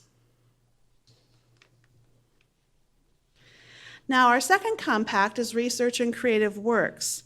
And you can see that our research expenditures have continued to increase year over year and reach an all-time high of $27 million this past fiscal year. And from 2014 to 2018, our research expenditures have increased 66%, which is the greatest year-over-year jump in large research universities in Missouri and Southern Illinois. What we are working on now is to make sure that our applications to research grants are continuing to increase and that our federal funding continues to increase. We're also refocusing on how we re-engage or engage with our undergraduate students in research. We have a new undergraduate research coordinator, and we have increased awareness of opportunities that will leverage our NSF and NIH supplemental grants. The System Research Initiative just launched $20.5 million in investments to support 19 innovative research projects across the 4 universities, as you know. And many of these projects align with the Next Gen Precision Health Initiative, which is a collaborative among our 4 universities. And 2 of our researchers are also working on joint projects with S&T, and you can see the different projects that align with that initiative. The third compact of the strategic plan is engagement and economic development. UMSL is a model anchor institution, and as Curator Sundvold had indicated previously, we are very engaged in the community, and what we focus on is that community engagement and expanding that out. So by definition, as an anchor institution, these are universities that use their place-bound assets, both educational and operational, to advance the well-being of the communities they call home. And earlier this semester, UMSL became a founding member of the Anchor Institution Network through the Coalition for Urban and Metropolitan Universities. This network provides a platform for 31 universities to collaborate and build best practices. Last year, we announced the creation of the Community Innovation and Action Center, and 1 year later, they boast 27 fully funded positions to support community engagement efforts, primarily in the nonprofit sector. And I'm excited to share that we are working with colleagues at our regional MU Extension office to relocate their footprint to our UMSL campus just down the road. And we see this as a great opportunity to better combine our human assets to benefit the region and the state. Now, using a new $1.4 million grant that President Choi had indicated in his summary, this area is actually called Research Enabled. It's been rebranded since we just put this forward. But President Choi provided a summary this morning and we also discussed this at the Research Summit yesterday. But we've created a web portal that will connect researchers at the University of Missouri System, as well as the Southern Illinois University System universities, with business and industry. Essentially, we will match the research expertise and problem-solving abilities of our combined 4,000 faculty with businesses in need of R&D support to solutions or complex business issues. And of course, we're identifying opportunities for student research engagement and internship opportunities along the way. University Square is a community development corporation that includes UMSL, Normandy, North County Incorporated, and other surrounding communities. It was created to spur economic growth along Natural Bridge Road, which was renovated as a Great Streets project using state and local funds. Our efforts are beginning to show signs of success. Indianapolis-based Pearl Companies is launching a $60 million mixed-use development on the east side of our UMSL South Metrolink station, which will include 237 market-rate apartments, 41 single-family homes and townhouses, restaurants, coffee shops, public plazas, and a grocery store. We are now in discussions with other entities to expand services and amenities around the campus to spur job growth, neighborhood renewal, and long-term sustainability. Our fourth compact is inclusive excellence, and it encompasses all areas of our community. This past year, our UMSL leadership team participated in the inaugural class of the USC Equity Institute that included 8-week interactive sessions with leaders from across the nation. Our team was so engaged with that activity that we continued to meet and discuss on our own throughout the spring semester, and we're now exploring the idea of offering the Institute experience to a larger number of individuals to begin integrating these concepts throughout our faculty and staff. A critical action of our strategic plan is to establish a cultural center that becomes the framework for programming and support at our community. I tasked an exploratory committee to develop a roadmap for this work. The committee's report has been distributed across campus, and we're currently gathering input and feedback to formulate an implementation strategy and timeline. And I do want to share that UMSL organized its first Common Read program supported by funding from the Systems Diversity, Equity, and Inclusion Grant Program. The read was centered around James Baldwin's If Beale Street Could Talk and was designed to foster conversations about diversity and inclusion within the campus and community. More than 500 people, including members of the Chancellor's Council, participated in one or more of the events or activities associated with the read, including a community-wide lecture series featuring Dr. Farrah Griffin of Columbia University. Now moving to our fifth compact, our compact for planning, observations, and stewardship, we closed the fiscal year with a balanced budget and maintained our reserves, all while making strategic investments across the university. We doubled our investment in diversity and inclusion scholarships. We made targeted investments in our physical footprint and facilities. And for the third year in a row, we provided our employees with a merit increase. With our soft enrollment, balancing the budget becomes a harder task, but we are up to the challenge.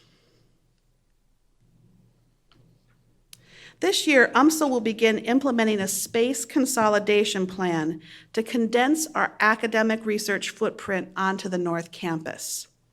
We are moving social work to SSB Hall on the North Campus around our quad. We're moving music to AAB Hall.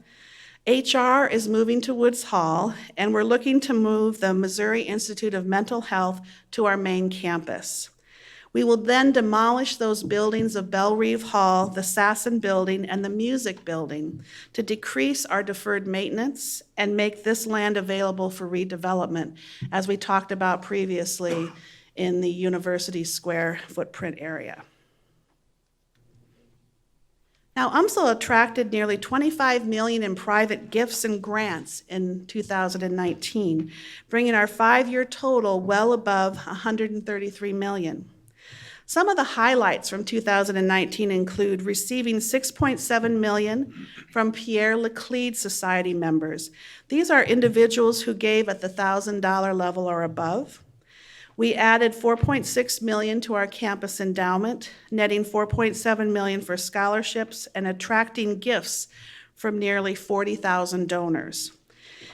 We also increased our alumni participation rate above 6%. This is important. As Curator Sunvold had indicated at the beginning, we are a newer institution. We're 56 years old, and our alumni base is just now coming to fruition. It's important for us to make sure that we maximize that growth and development and make sure we have the framework in place so that we can move forward and become the mature institution that I know we can be.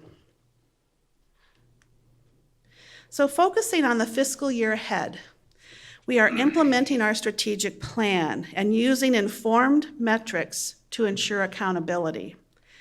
We will maintain a balanced budget with funding priorities to support the strategic plan. We are focusing heavily on our retention and graduation rates, creating a better pathway for students to obtain their degrees with less debt. We are rebuilding the faculty, enhancing our teaching, research, and rankings, and using system collaborations and connections to do so. So with that, I want to thank you and ask if there's any questions. Any questions for Chancellor Sobel?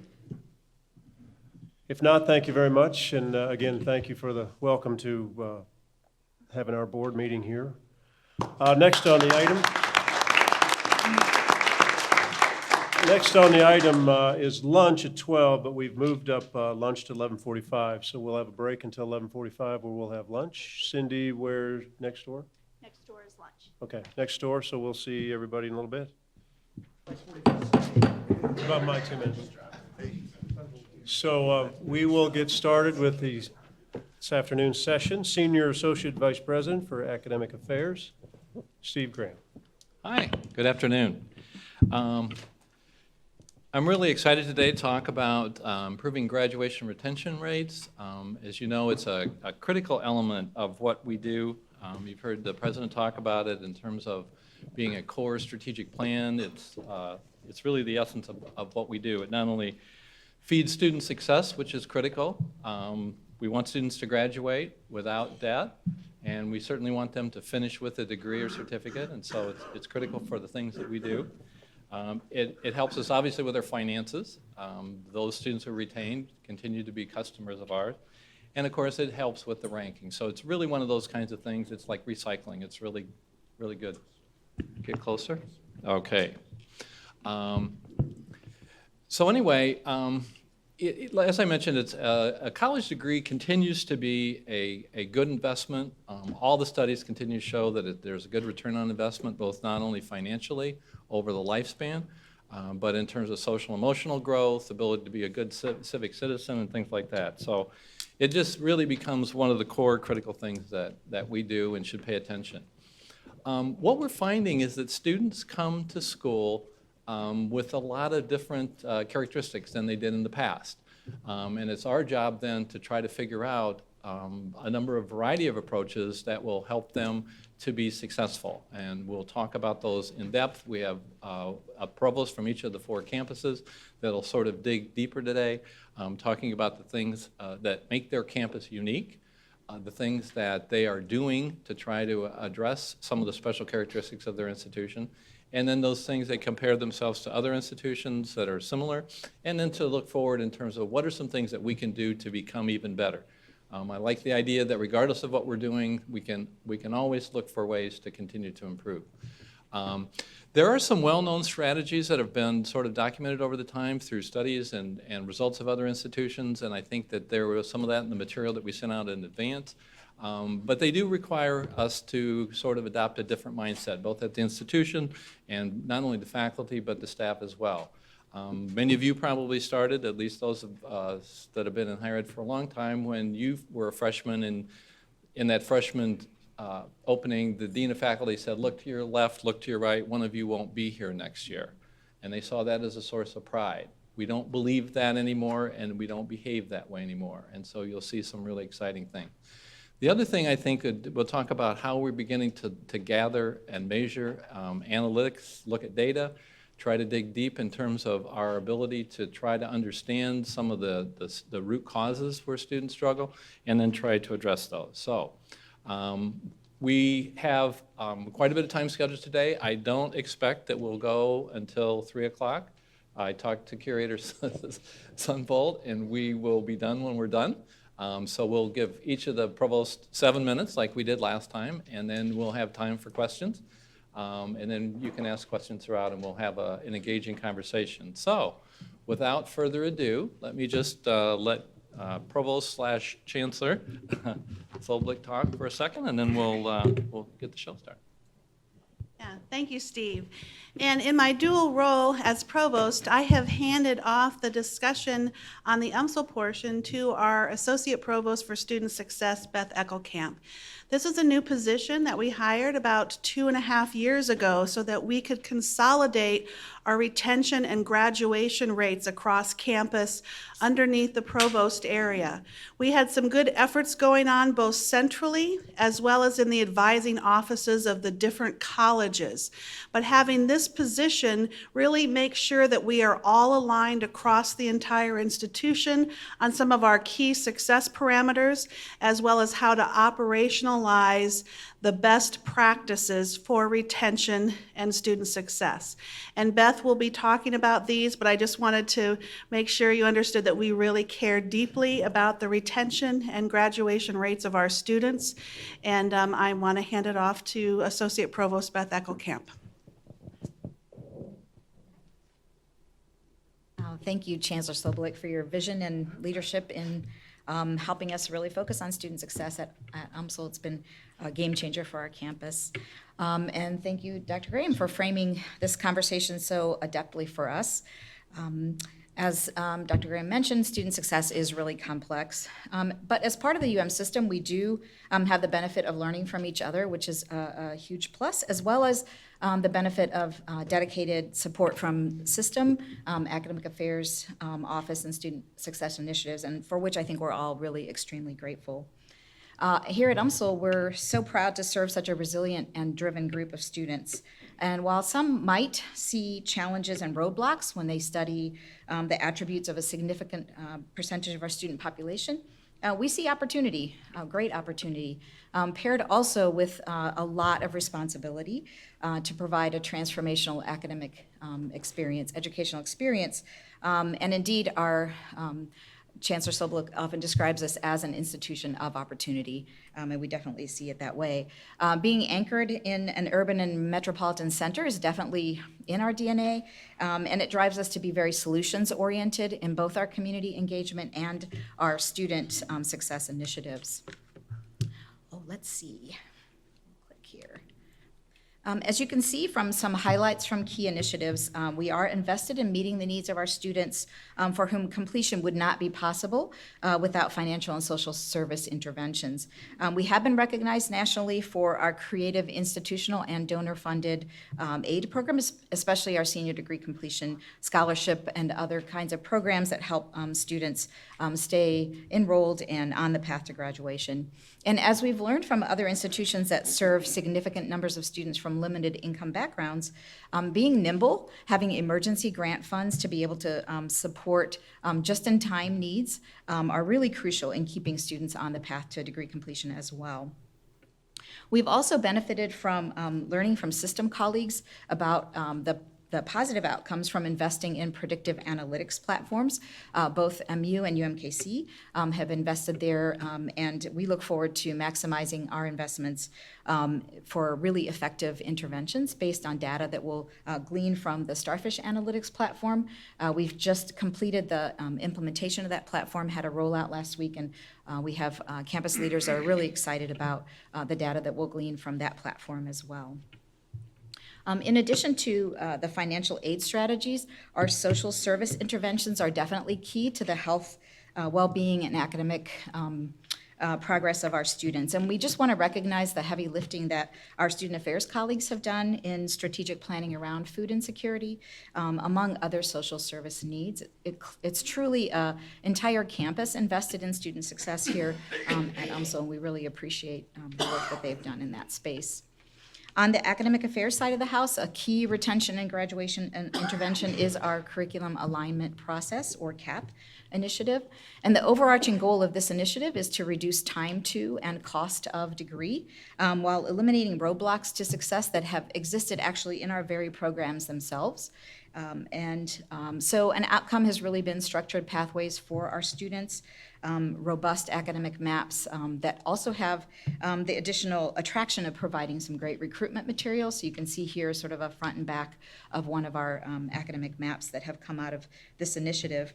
Here again, we've had the opportunity to learn from our colleagues across the system in regards to some course redesign, taking a page, for instance, from our colleagues at S&T as they've addressed large-scale course design initiatives in STEM. So that's been a real plus for us as well.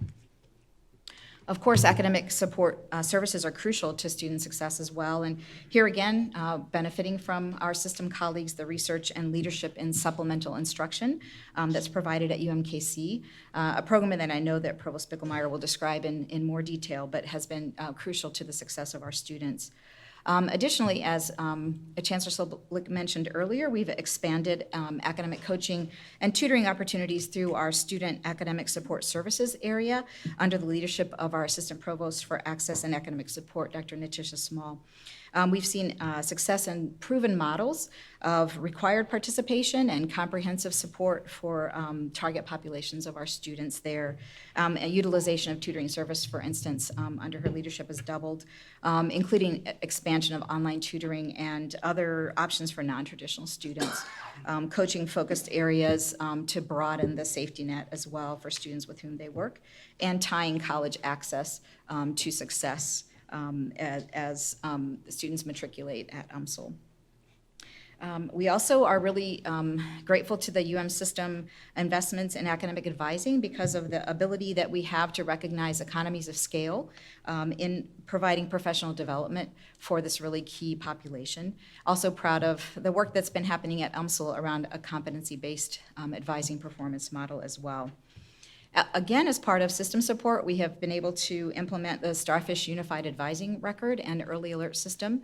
And on this slide, just a couple of points, one on the faculty side and one on the student side in terms of success, positive outcomes in that implementation. And then again, a campus-wide initiative, Student Success Task Force, focusing on keeping our campus culture focused on student success.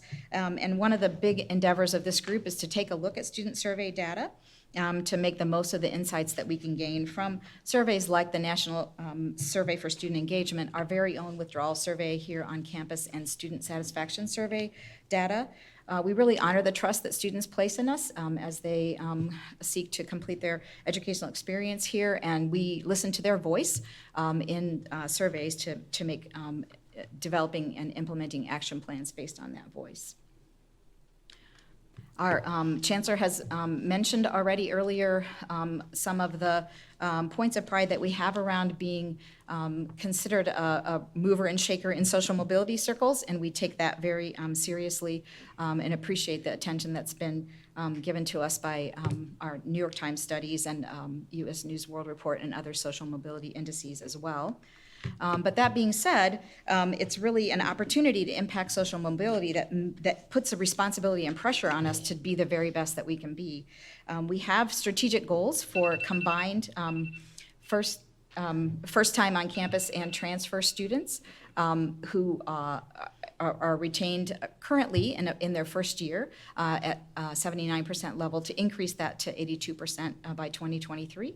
And we also have goals to increase our combined retention of first-time campus, first-time freshmen and transfer students to a combined level of 65%. To that end, again, in addition to learning from our system colleagues, we are also looking at work that's done on comparator institutions that have similar student populations, also looking at nonprofits like Complete College America, Degrees When Due, and other folks that are working with students with limited income backgrounds to make sure that they're successful as well. And you can see here some of the lessons that we have learned from our comparator institutions. In terms of areas for improvement and innovation, We are really taking these action items directly from our strategic plan, the Student Success Compact. And so you can see that they're aligned directly with the needs of our students. Financial needs certainly continues to be a driver for us. Early feedback from faculty is key to the success of our students. And focusing on engagement. We have our faculty really looking at NESE engagement indicators to think about what's going on in the classroom to make sure that our students are fully engaged, again, both in and out of the classroom. We have staff involved in this work as well. So looking then looking at making investments in the proven intervention areas so that we're wisely investing, and then also being innovative in terms of student success and student support across campus. So thank you for the time, and I'll pass the baton at this point. Any questions? Or are we going to do that at the end? Any questions? I just want to compliment Steve Graham. That's kind of hardcore to set that timer like that. I was thinking we had to go to Was that my 7 minutes? Oh, I exceeded my 7 minutes. I do that in my own meetings. If they can only do this at the hearing. My name is Steve Roberts, and I serve as the interim provost at Missouri S&T, and I will try to keep my comments within the 7 minutes before the bell strikes doom, right? So I'm here again to speak on student success and completion rates at Missouri S&T. We know from the Gallup-Purdue survey of 2014 that a positive university experience and completion of a degree has profound positive impacts on personal well-being and workplace satisfaction way beyond, right through the entire life of a college graduate. And we take the results of that survey and many other of our metrics very, very seriously.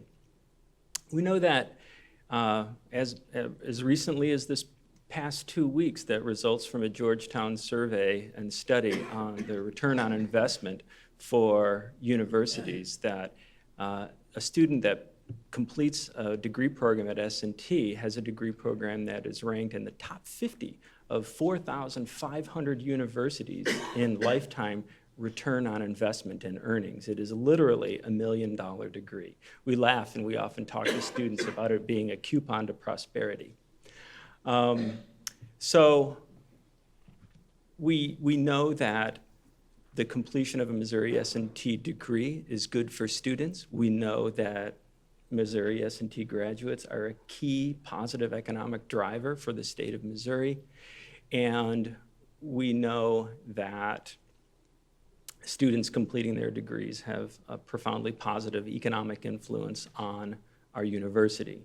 So this initiative is good for students, it's good for Missouri, and it's good for the campus. And so that is sort of our frame as we address this issue. So Missouri S&T's graduation rate I have in front of you is 64%. So, and that's a 6-year graduation rate. Our first to second year retention rate on average is 84%. This last year it was 82%.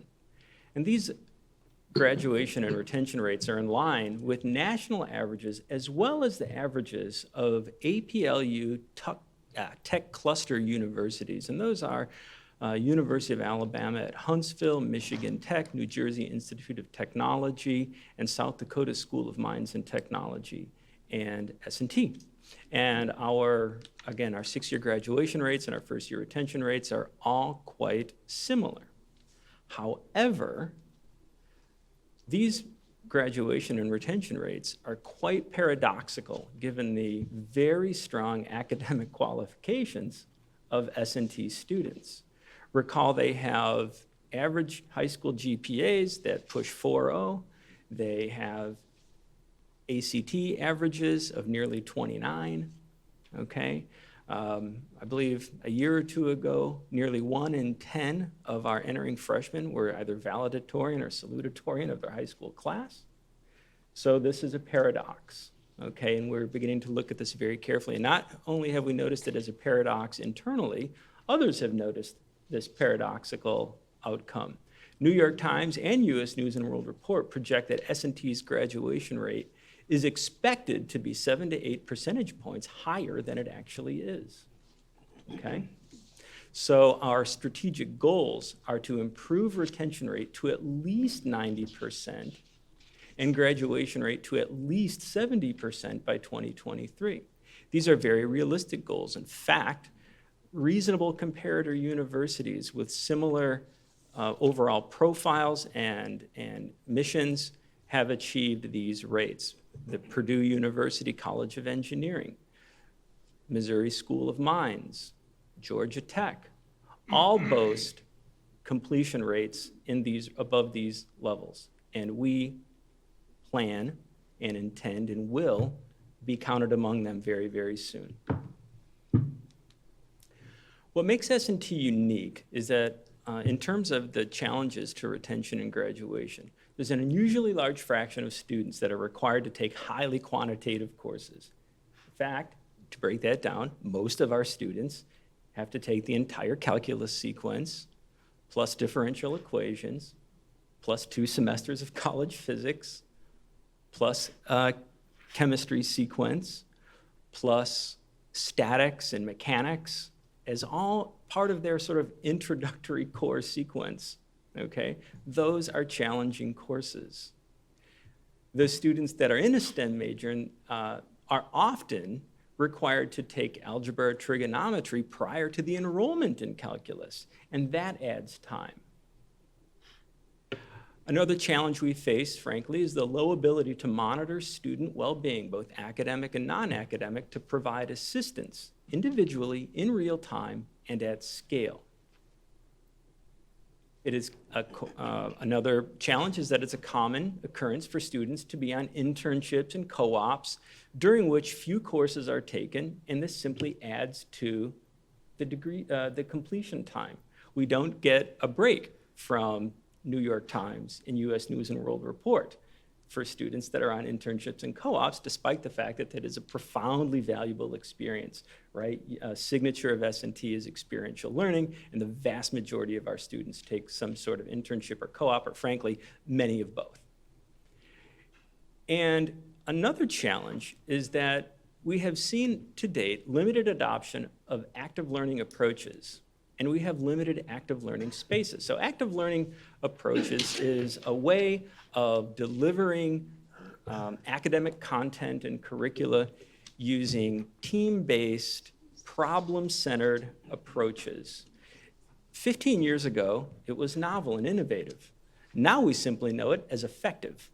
If you're curious, there is an entire body of literature and a thought leader in this area is Scott Freeman from the University of Washington. Has published many, many studies, including meta-analyses, that demonstrate without ambiguity or doubt that many topics, many academic topics, particularly STEM fields, when active learning approaches are employed, student success is better. Steve, I'm going to go way over 7 minutes, and I know we got 3 hours. So, all right, so what are we doing? S&T, like our colleagues at Mizzou and Kansas City and at St. Louis, we have adopted a predictive analytics platform. In fact, we've adopted 2 of them. The Starfish Analytics platform, which allows us to dive deep into data related to student success all the way down to the course level. And we also have adopted a platform called EdSites. EdSites is a chatbot application that reaches out to students on a frequent basis and asks them questions about their non-academic well-being. And we have been running this for since the beginning of the semester, and we've seen incredible results already from the EdSites platform. We have survey data that tell us that students at S&T report their highest sources of anxiety as the academic pressure cooker environment, for lack of a better description, and the sense of social isolation. And we continue to get that feedback, but now we get it in real time. Also, of course, financial distress is another non-academic reason. And so now, as we receive this feedback from students in real time, and the glorious part about it, it is a chatbot. So it is Joe Miner that reaches out to students that have registered for the service and ask them questions. And these are first-year students, and it says, how are you doing? It nudges them, it asks them questions about their well-being.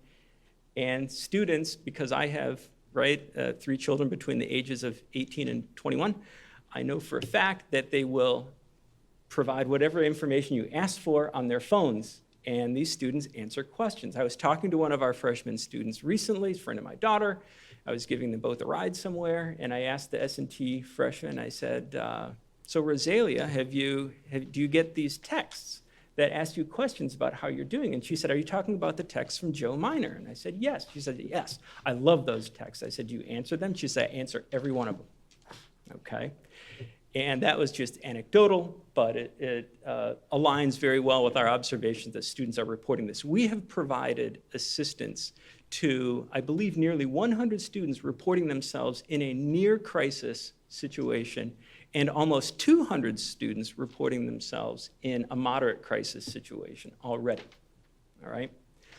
Furthermore, we've improved first-year advising, academic advising. We have remodeled the first-year experience with a greater focus on academic options. This is another source of anxiety, frankly, among our student population, is that they sort of feel plugged in and aligned and locked into a particular discipline or major, and there is great anxiety as they entertain the possibility of changing that major, often from a STEM field to a non-STEM field. So we are trying to enable really positive and healthy discussions about transition. And we tell them, it's S&T. It really doesn't matter what your major is. You're going to have a great career, okay? And of course, we are offering workshops and other resources to give them resilience and develop persistent strategies. As mentioned earlier, we have some programs specifically related to mathematics. We have developed a program called Success for Calculus for students that are struggling and identified as struggling in the first semester of calculus, and we reroute them into another course called Success for Calculus, and when they successfully complete that, they go on to perform as well in the remaining calculus curriculum, as well as the physics curriculum and the chemistry and statics and mechanics, as well as students who didn't need the Success for Calculus in the first place. We have just developed another program called Fast Track to Calculus, and this is meant to increase the proportion of our first-year students that are prepared to enroll directly into Calculus 1. Right now, that represents roughly, I believe, a half of our incoming class, and the remaining half have to start in trigonometry or algebra.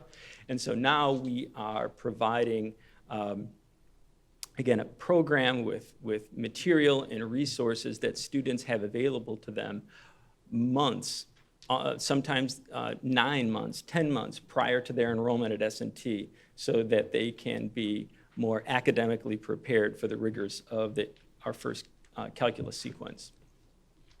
So where are we going? How are we trying to improve? We've developed a strategic action. Our plan is to develop a strategic, actionable plan to improve teaching effectiveness, especially in high-volume introductory courses with high DFW rates. Those are courses that have a particularly high and troublesome rate of students that earn an F or a D or withdraw from the course.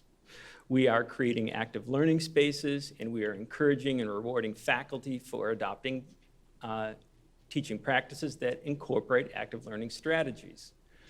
We intend to improve the availability of peer tutoring and supplemental instruction, especially for high DFW courses, and develop additional, as I call them, Success for X program. I talked about a Success for Calculus program. We intend a Success for Physics program, et cetera.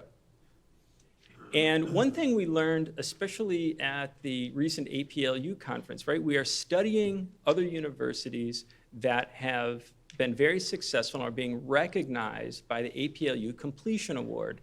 And the University, I believe, of Rhode Island it was, had a very interesting practice, and they have adopted a unique strategy, and that is when a student transitions from the general education core curriculum after about 60 credit hours or so into the primary academic department where they are going to be studying, right, with all of their, the majority of their courses within their major, that they essentially become a ward of that department, okay?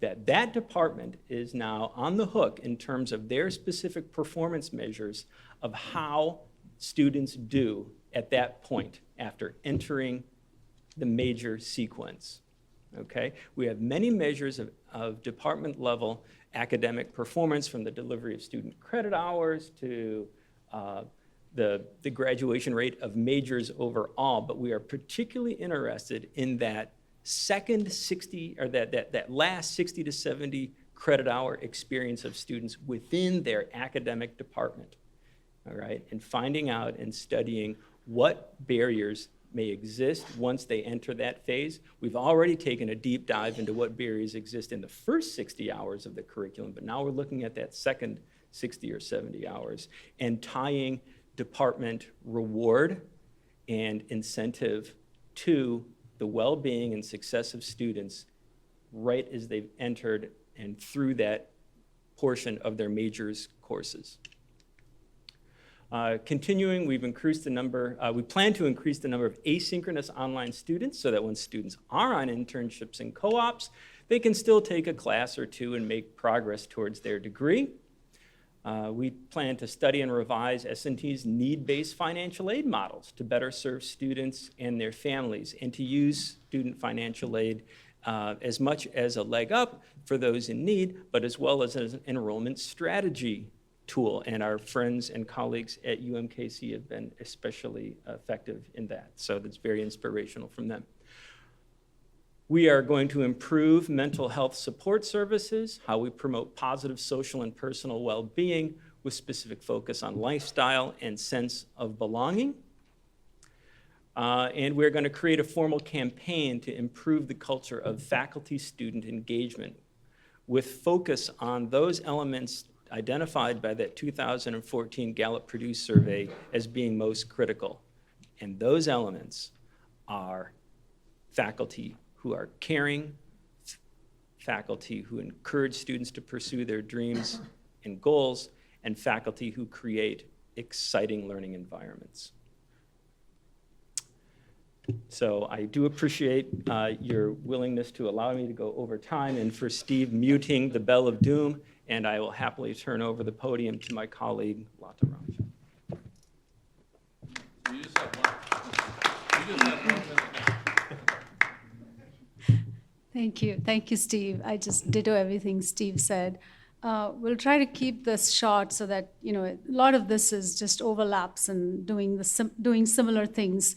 I think the big picture here that both Steve and Amsel have highlighted is that if you look at, for instance, if you look at Mizzou, you look at S&T, our retention and graduation rates, quite frankly, are not bad, in the sense that if we compare ourselves to peer institutions, we actually look a lot better than them. The reality, though, is that is totally not acceptable, right? I mean, why can we not graduate every student who's in Avery? Sorry to put you on the spot. Or every student who was like the students who spoke during lunch. There is nothing to prevent us from doing that. There is no other industry that I can think of where we say we're happy if 60% of our customers are okay with the product. Goodbye. So given that, and the reason I share that is because these numbers are not that bad, the ability to nudge people to do more requires significant effort. I just wanted to throw that out there. What are we doing about that? You've seen these numbers. Our retention rate, first-year retention rate at Mizzou is about 88%, clearly above peers. Our goal is to increase it to 93. We've said we'll increase it in 4 years. I say we need to increase it in 1 year, so that's where we are. 6-year graduation rate, we're at 69%. We want to grow it to 75%.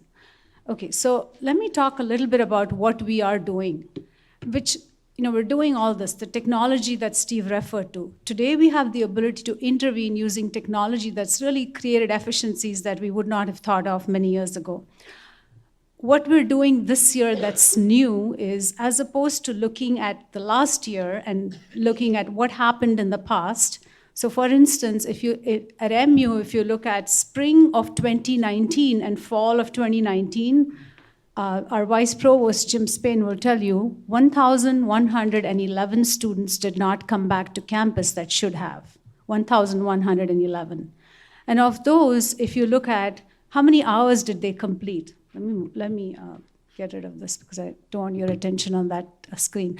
If you look at that group and you say, how many hours did they complete before they decided not to come back? On average, those students had completed about 60 hours. So they're into 2 years of coursework before they decide not to return, which is a shame, right? Because they've already invested 2 years. If you look at their GPAs, it's not bad. I mean, it's not great, but it's about 2.2 something. What's interesting is if you look at their financial holes, how many holes do they have on their account because of their inability to pay? It's about quite a few of them have financial holes. The average amount that they're being held responsible for is about $2,000. So that's one part of the puzzle as to why don't these students come back. So this year, what we did new was we said, instead of looking at it after they quit, let's intervene, just like Steve referred to. Let's intervene, and I think the surveys are all similar. We used the CIRC survey. We surveyed about 6,938 students, freshmen and transfers. 27, about 39% responded, and about 1,400 of them shared the fact that they have concerns that they're not able to handle. What were their top concerns? Certainly financial concerns, but a close second were course struggles, feeling like they're not able to cope with the coursework. Interestingly, this is not confined to the students that you would expect to have academic struggles. We're seeing this all across. So even students that come prepared with high SATs, high ACTs, have a sense of being overwhelmed when they come on campus. 19%, close to the 20%, have challenges just being in class, attending class. And 38 of that group reported having multiple concerns. So what are we doing about that? We are intervening to help these students. How are we doing that? It doesn't happen out of Jesse Hall. It happens by communicating with every instructor, every class where these students take courses, and asking the instructors to reach out to those students in addition to the advising staff.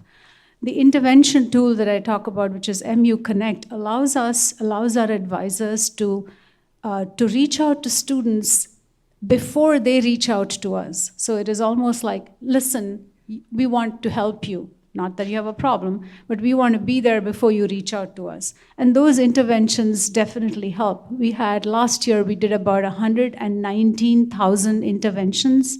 And if you think about this, each intervention is about it saves you about 10 minutes of meeting time. And if you convert that, it's about 9 FTEs saved through that just one technology tool. So it's certainly the efficiency scales have certainly really ramped up. Okay, and this is really my last slide. What are we doing and where are we headed? 3 things I want to point out. What are we doing immediately? What are we doing short term? And what are we doing long term? So the first immediate action, as I shared, is interventions using the survey, which have to be done immediately. So by the end of this semester, we will have more information on how those interventions worked. The second bullet there, eliminating unintended consequences that hurt student success. What I mean by that is, currently, like Steve Graham said at the beginning, when you and I went to college, we had a situation where the instructor would say on the first day of class, look on your left, look on your right, and only one of you is going to survive. What do we do when they don't survive? There are many students who come to the university saying they want to be a business major, they want to be an engineering major, but they don't make it to engineering or business because some of these programs have very high GPA requirements, or they decided that it's not for them. When they decide that it's not for them or they can't make it to that major, what do? We send them a letter. The college that they were supposed to go to sends them a letter saying goodbye. Not thinking about, can we help them go think about another option? Not by intent, but that's what we did. So we are changing that, and I share that because that suggestion came from faculty in the classes who saw that happening. And so there's a committee that by December is going to come back to us and say, This is the letter that will go out to students who don't make it so that they don't feel like they need to drop. There are so many other options. Short-term efforts, financial aid definitely is an issue. It's not that simple because we have some resources to help those students who have financial holes. The challenge is this: if you give them financial aid, their expected family contribution on the FAFSA is impacted. And so that impacts their ability to get financial aid in another area. So we have to be extremely strategic and careful about how we parcel and give that financial aid. The other thing there is, can we reduce the number of majors we offer, not just offer, but can we communicate that in a way that doesn't overwhelm the student? You have about 200 majors on any campus. A comprehensive campus offers that many majors. In the interest of giving them more choice, we've expanded that list. But think about it. If you and I had to choose a major among 200, and we, as 18-year-olds, we expect them to declare a major by their second year. So what can we do to help them think about, you don't have to decide between 200 majors. There's probably 8 different areas. Each of these areas allows you career opportunities that look like X or Y. So we're trying to simplify that conversation. Long term, the advising roles have to really change in terms of changing people's mindset. We have advisors on campus who, at one point, not today, were advising more than 700 students. That is insane. We've brought it down to now about 300 to 350, which is the national norm, but that's not enough. These advisors are really the frontline coaches for these students. We need the advisors to really communicate to those students. There are advisors whose compensation has not been adjusted, so we're working on that. But we also need our faculty to think like advisors and to really adopt this mindset that if you think about who is a faculty member, it's not someone who stands on the stage and delivers a lecture. It's really a life coach who can be with you throughout your career. Like the students pointed out during lunch, this person made a difference in my life. So that's something that we have to work on. I'm going to try to link this to what we presented at the last meeting, which was all about teaching evaluations, right? So if you think about this discussion, and you think about what is a faculty member's role at a university, and does it get captured in that one teaching evaluation form that a student fills out at the end of the course? Clearly, that's not the case. We want our faculty to help these students for life. We want them to be involved in ways that they never thought of when they got their PhDs. So we really need to rethink, what does teaching evaluation mean? And how can we make our faculty better prepared? And that's something that's going to take some time, but I think it's well worth the effort. So thank you.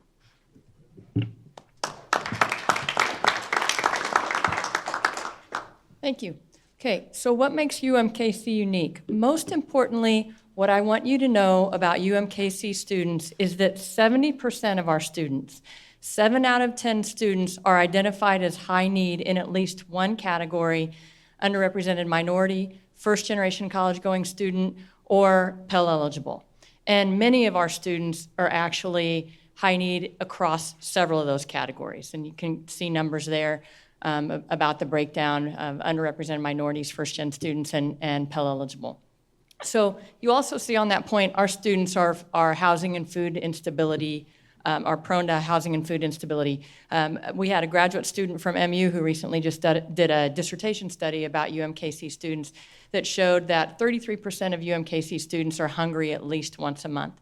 And for 50% of our African American students, that number is true. So we have a high need population, and we have high quality programs. And so the good news for us, and I guess the bad news for us, is the bad news is when you do comparatives on our benchmarks, our first year retention rates are pretty solid, about 75%, but our 6-year completion rates are about almost double digits, 10% below what our peers and competitors are.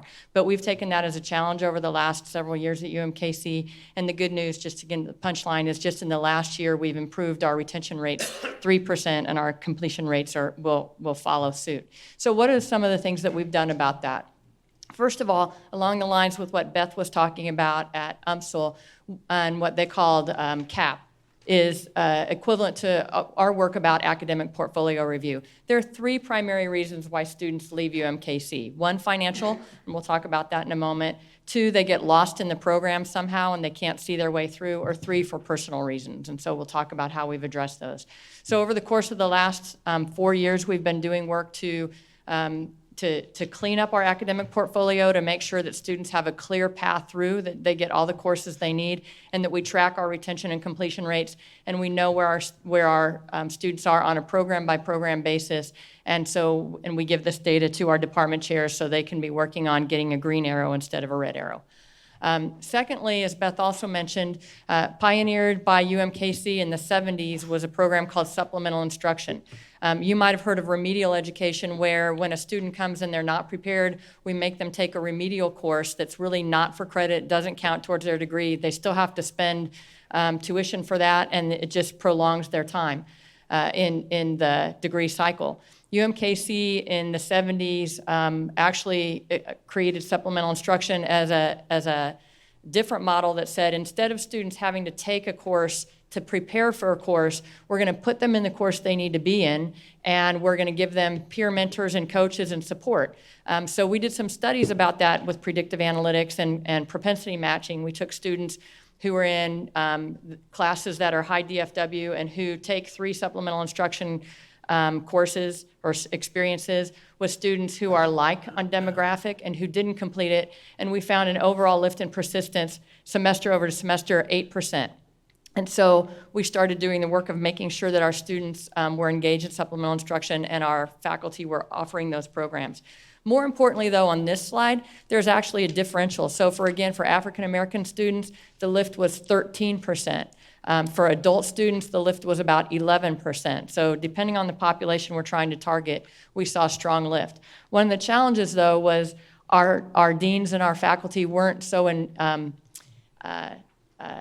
disposed to actually encourage students to supplemental instruction. So we did a little more research to show what the return on investment is for that, and showed them how much money they could make in regained tuition if students stayed, and that inspired them to spend the $2,500 per course that they needed for a supervisor and for the peer mentor. Then the next thing, back to doing work around financial aid, we looked at our merit scholarships, and we realized we were not competitive with regional peers or with our operational and aspirational peers, and so we changed the model about 1.5 years ago or so. And we also collected in scholarships that were awarded after a student was admitted at the academic units, and we brought them into an initial package. And so you can see by that slide that based on high school GPA or ACT or SAT score, we moved from 2 award packages that were $3,500 and $2,500 to 3 award packages that are $5,000, $3,500, and $2,000, and we had a much greater reach for our students, and we're, believe, already seeing some positive effects to that. And then finally, we got very serious about actually creating a comprehensive student success model and looking at everything from the lens of the student. And you see in this something that we call RU Strong Student Success Model. The STRONG is an acronym that stands for Student-Targeted Resources, I can't remember what the O stands for, and networks for graduation, opportunities. Student-targeted resources, opportunities, and networks for graduation. And we built a whole model underneath this of what we need to do at access when students are onboarding, what we need to do at entry, what we need to do in progress as they're between 25 and 75% complete, how we get them ready for completion, and how we transition them.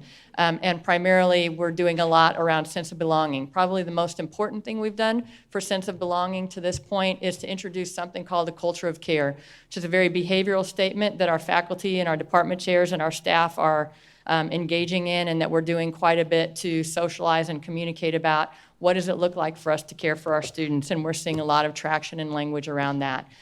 There's other things that we're also looking at. 2 of our benchmarks that we look at are Georgia State and Portland State. Georgia State's gotten a lot of traction around something called Panther Retention Grants, which we are instituting, which is actually reaching out to students who are close to completion and actually just handing them an award that covers unmet need or holds or textbook holds that could potentially keep them from completing. And then finally, we're doing some things to create a transfer and returning student center, and also to do some things to centralize advising so that we actually make sure that the messages we're sending are of culture of care and professionalizing that experience. Wow. Thank you.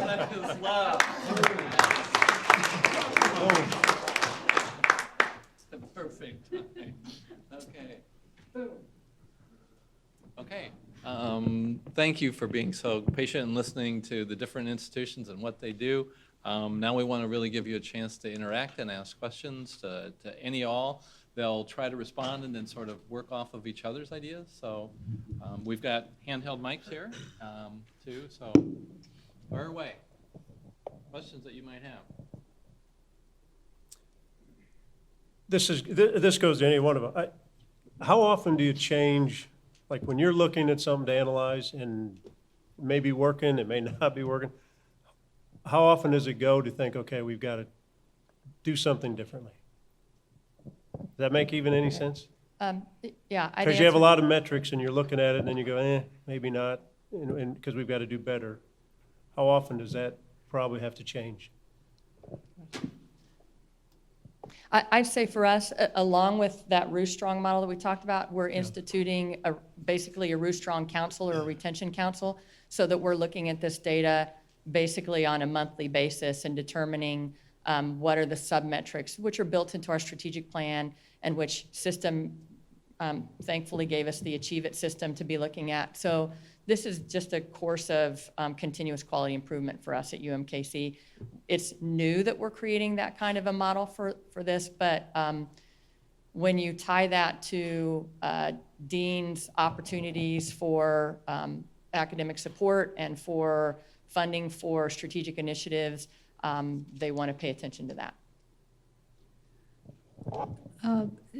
Definitely annually, once a semester, maybe at the end of the semester. But I think it's perhaps a little more nuanced in the following sense. So let's say we have data that says, that we need early interventions in a certain, we have the data on interventions needed. The question really is, do you do it across the board because not everyone's going to, every faculty member is going to adopt that, or do you say, let's look at the courses that have high DFW rates. Let's look at where the low-hanging fruit is. And sometimes discovering that, it takes some time, and that cannot just be done by one group. So we ask for input on that. So I find it really fascinating because we were doing this, and a faculty member in arts and science reached out and said, can you tell me why you want me to intervene and show me the data on that? And when we looked at the data, his course really did not need much intervention. So it's being a little more strategic about that as well. Yeah. Go ahead. I was looking around to see if Mr. Kirsten was here because he explained this to us yesterday on our tour. And what he was telling us was that, at least here at UMSL, at the end of the semester, he gets a list. And that list says you have 300, I'm making up a number, so please don't quote me on this. But it says you have 350 students that have financial holes that cannot enroll. He then takes that list, and I'm going to mess up the numbers he gave me, but he then takes that list and looks at the scholarships or waivers or whatever and says, this kid has $200 in parking tickets, so he can't enroll. We'll just forgive those. My first question is, are other campuses doing that? And my question is, are you actively looking at who's got these financial holes and why can't they re-enroll? And second, I heard someone say that if you give them a scholarship, then that's going to affect their FAFSA. But if we're forgiving our own parking tickets and other things like that, would that really affect? Because I can see that if we gave them a scholarship, that's one thing. But if we're just forgiving parking tickets and the interest, I think one person told me that there was like interest being run on these things or penalties for not paying them. And so are you saying that getting rid of those would also affect their financial aid? So I guess it's a two-part, very long-winded question. Sure, absolutely. So I think to address the description that you have of the list of students that have a financial hold and are not able to re-enroll, I think it's an opportunity to be super creative with emergency grants that I mentioned that are increasing in popularity across campuses that have limited income students, being able to be nimble to respond to those in a quick manner. We do have to work closely with financial aid and cashiers to make sure that there aren't any unintended consequences of gift aid to students, but I think all of our campuses have a really tight collaboration between colleges, cashier, and financial aid to make sure there's not an unintended consequence of assisting a student, for sure. But that's an area of a sort of increased intervention, both at the college level and at the campus, to make sure that students that are close to graduation, we're not impeding their ability to move down the path to completion. So it's an area that we've really heavily invested in. Just to add to that, your question is right on mark. I think there are more creative strategies to address that. I don't think we're done in terms of having identified all the ways to get there. The challenge is each student or each subset of students has perhaps a different solution, and understanding that before we just give everyone financial aid is going to be key to making this work. Well, I think that's why I was interested, or hopefully I asked the question right. Is there someone, let's say, I've heard what happens at UMSL, and there's somebody who proactively looks at this list and then starts targeting these people individually. Yes. So that you're not, and I understand you said there might be 1,200 at Mizzou or Right. 500 at UMG. I don't know, I'm just asking, is there someone that's doing that actively? There is. Okay. Yeah. Yes.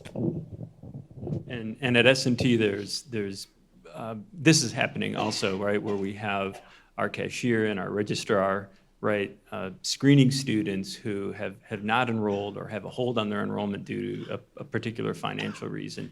And that is sort of a formal process. It's relatively new on our campus as well. Okay, this hasn't been going on for years. I mean, there's certain outreach that happens when a student hasn't enrolled, right? We see a student that is in reasonably good academic standing, and for whatever reason, they have not enrolled in the following semester. And that triggers a particular line of inquiry with that student. And so those are the formal mechanisms, but I guarantee you every person on this in this group right here can talk about the informal approach. When, frankly, a student who we've gotten to know or who just rolls in out of the blue, someone we don't even know, and they are on a strong academic trajectory, and they come not to financial aid, but they actually come often to an academic unit. They've rolled into the college before and said, and this takes a tremendous amount of courage, and says, I am not going to make it.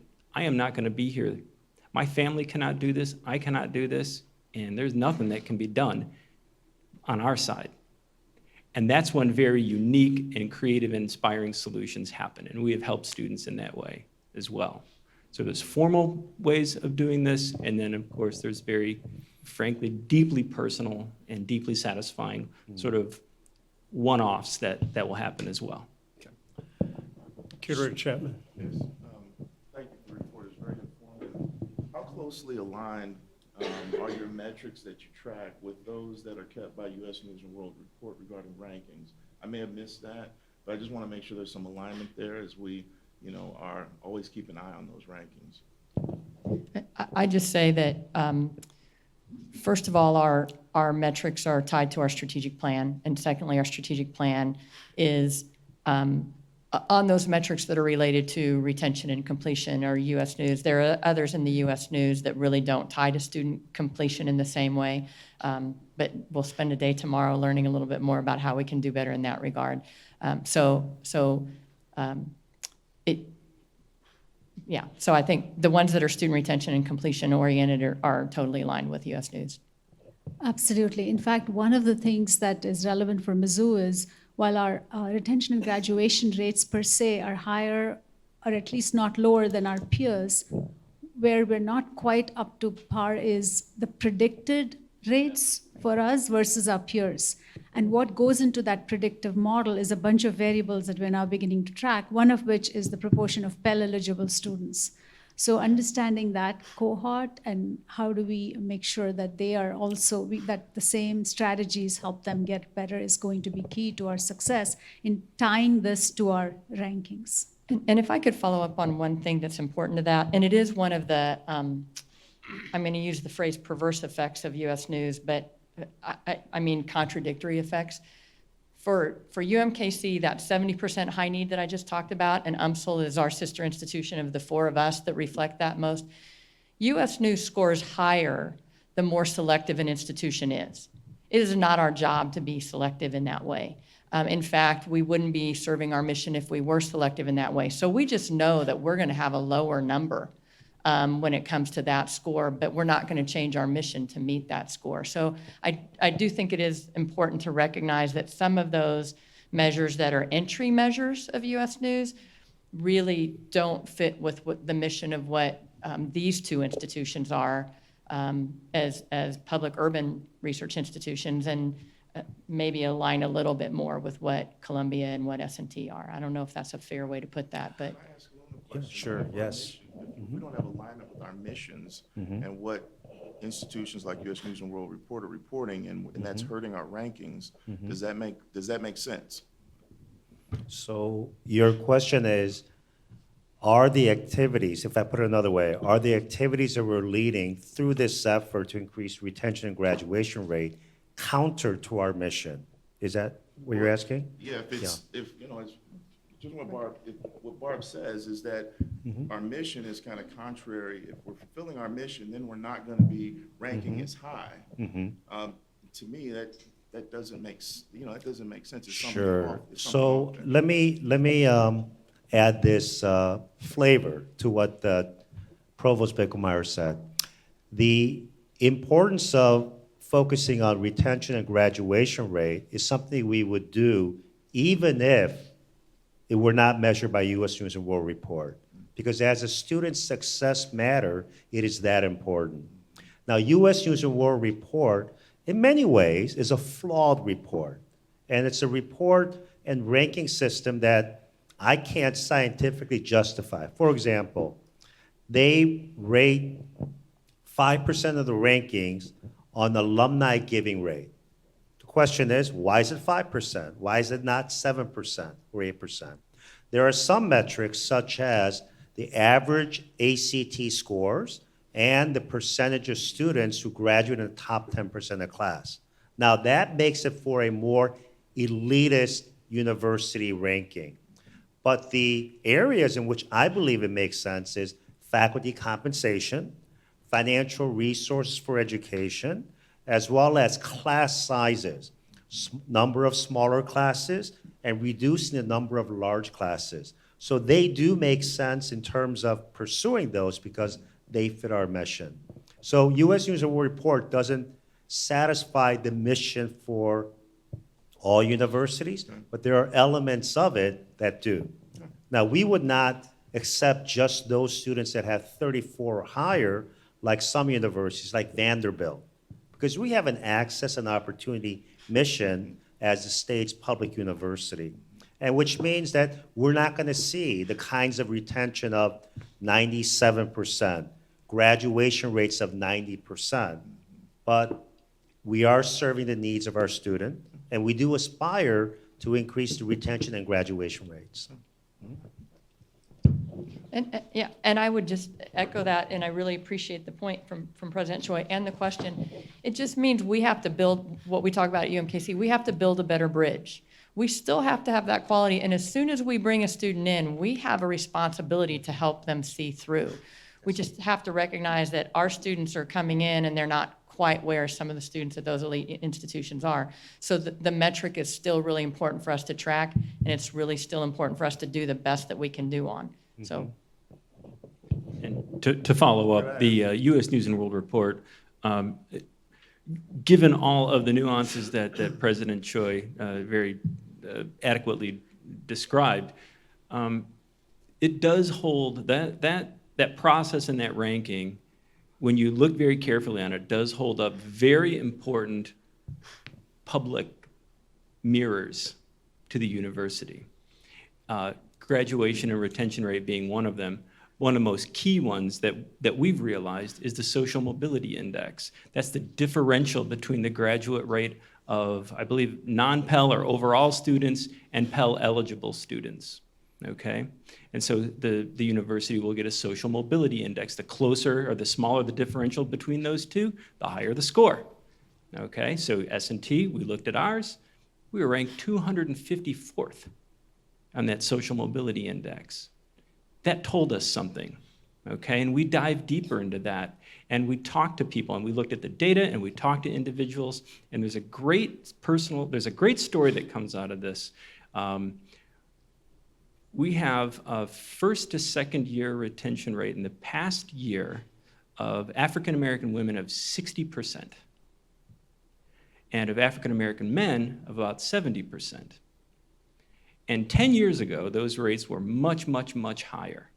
And it was due to the engagement and dedication of one faculty member, a fellow named Harvest Collier, that created programs specifically tailored to this student population to drive student success. And Harvest Collier left. And that program was persisted through distance education, but it has trailed off.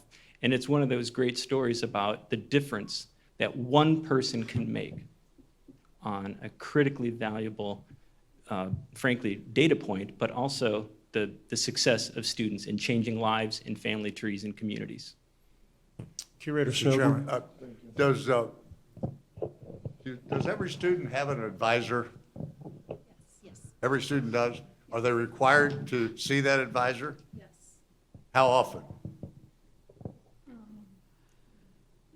Sometimes it is, go ahead, you wanted to say something. You know, right now we are suggesting that they meet with them as often as they need, so it is more than, say, twice a semester, which perhaps it was in the past, but it is every time there is need for an intervention, the advisor reaches out to the student. So if they're challenged with a class, if they have a financial hold, or if they have expressed concerns regarding financial aid, then advisors meet with them.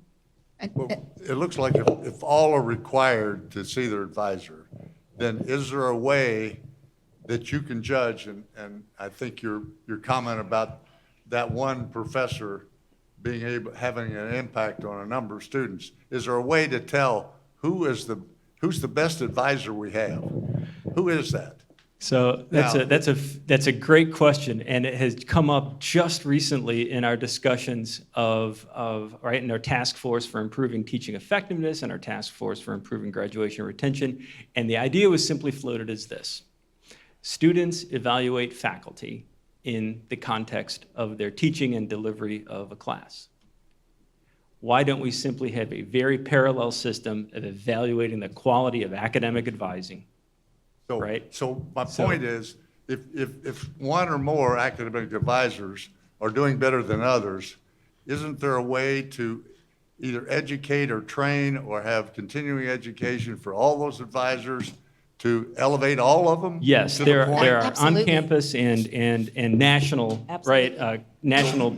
So are we groups. doing that at every campus? Yes. In fact, the system supports professional development for advisors across all 4 campuses. So we bring advisors together from the 4 campuses to meet together to look at that very And thing. so have we been doing that for a number of years? We have been. Just a couple of years, we ramped it up with. But what I'm hearing is that we're sliding back in some areas, and if we've been doing that and trying to train people, why aren't we doing better?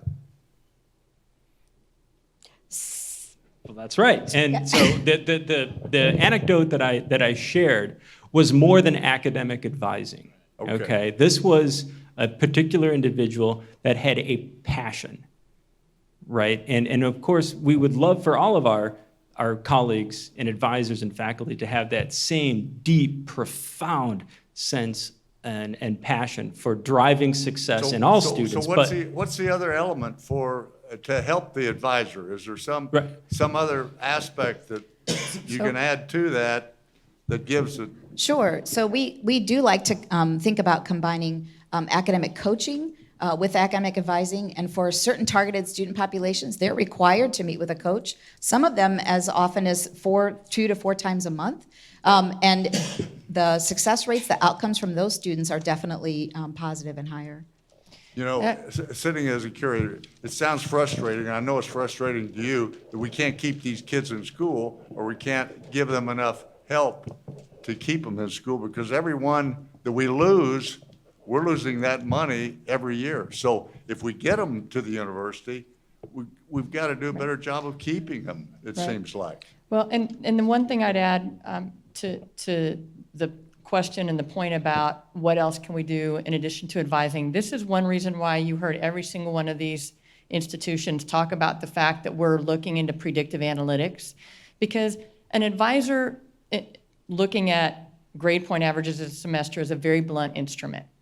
But we have now, through Canvas and through learning management systems and through early alert systems, opportunities to kind of track a student during the course of the semester to know if they're not showing up at their class or if they've turned their assignment in late. And so we're actually able to send messages out and alerts to say, hey, we see that you hadn't shown up and you should go meet with your advisor.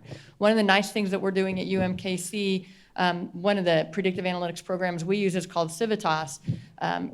With that company, we tied that to our student mobile application, and we use predictive analytics to track how students are doing and if they're showing up in classes.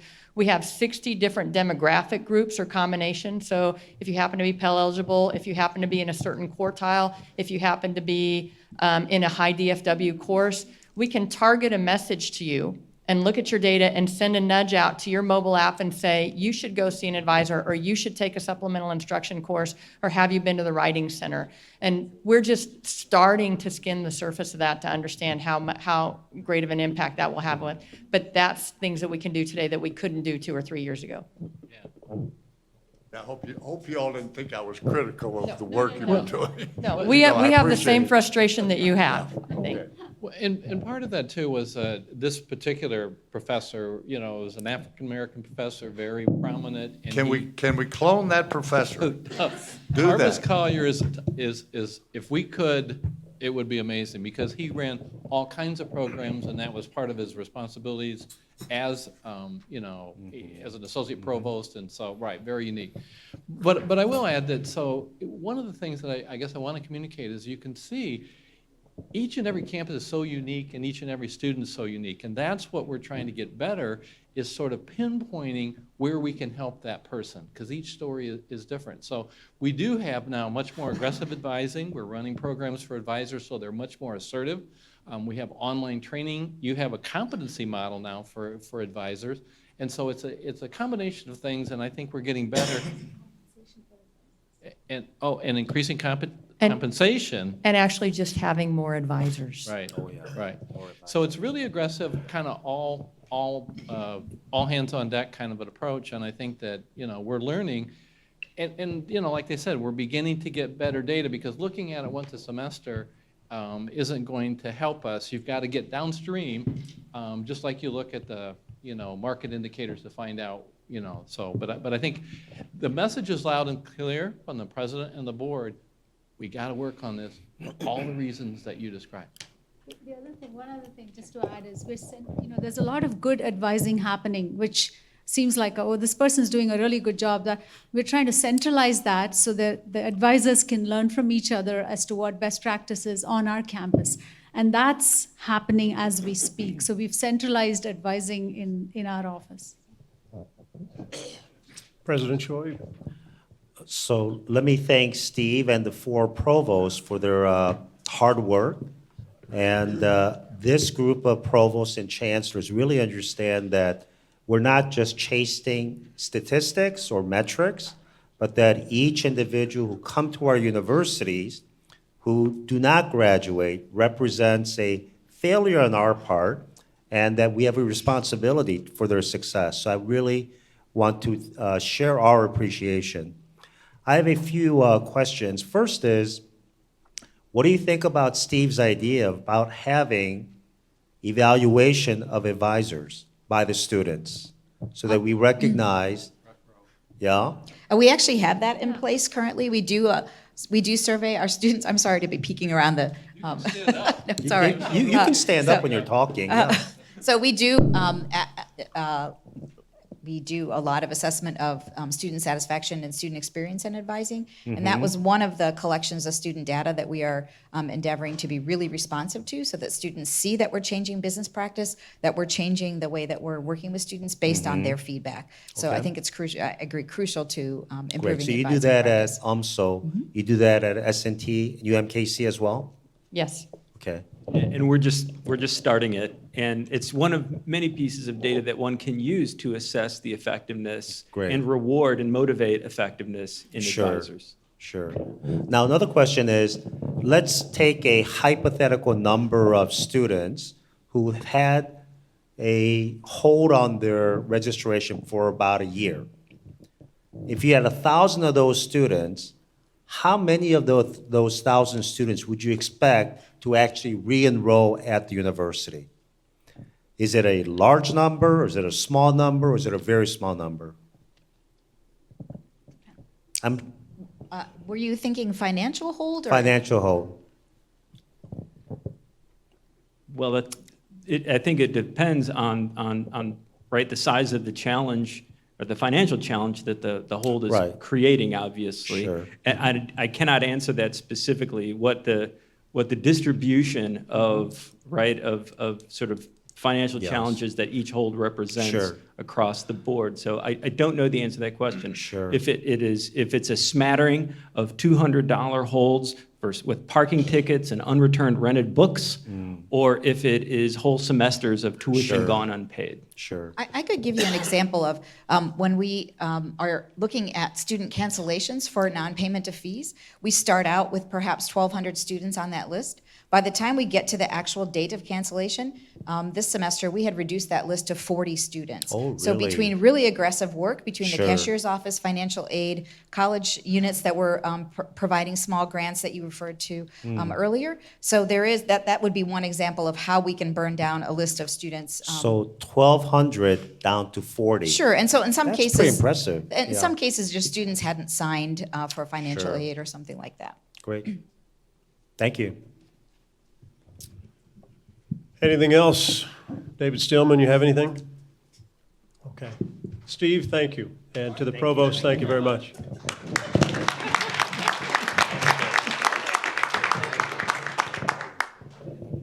I just thought Curator Steelman was quiet, so I just thought I'd ask Very a question. quiet today. Boone told me to be better behaved.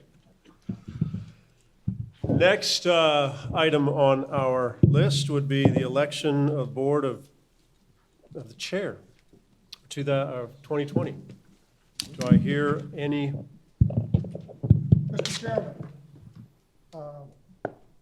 it is a distinct honor and a personal privilege for me to nominate a member of our board to become our chairperson for the calendar year 2020. This board member has served with great distinction since her appointment by the governor in 2017. She has become a board member that studies the issues well before our meeting. And she also is willing to examine that just because something was done away before, do we need to do it differently now? And that's been very valuable to our board. She most certainly has the leadership qualities of being able to listen, to learn, and to lead. She's done a fantastic job chairing one of our most important committees, the Finance Committee, and the university has benefited greatly from her leadership of that committee. It is my high honor to nominate Curator Julia Burnsick to serve as chair of the University Board of Curators for 2020. Any other nominations? Do I hear a second? Cindy, roll call, please. Curator Burnsick? Yes. Curator Chapman? Yes. Curator Graham? Yes. Curator Lehman? Yes. Curator Snowden? Yes. Curator Steelman? Yes. Curator Sunvold? Yes. Curator Williams? Yes. Okay, you have all votes in favor.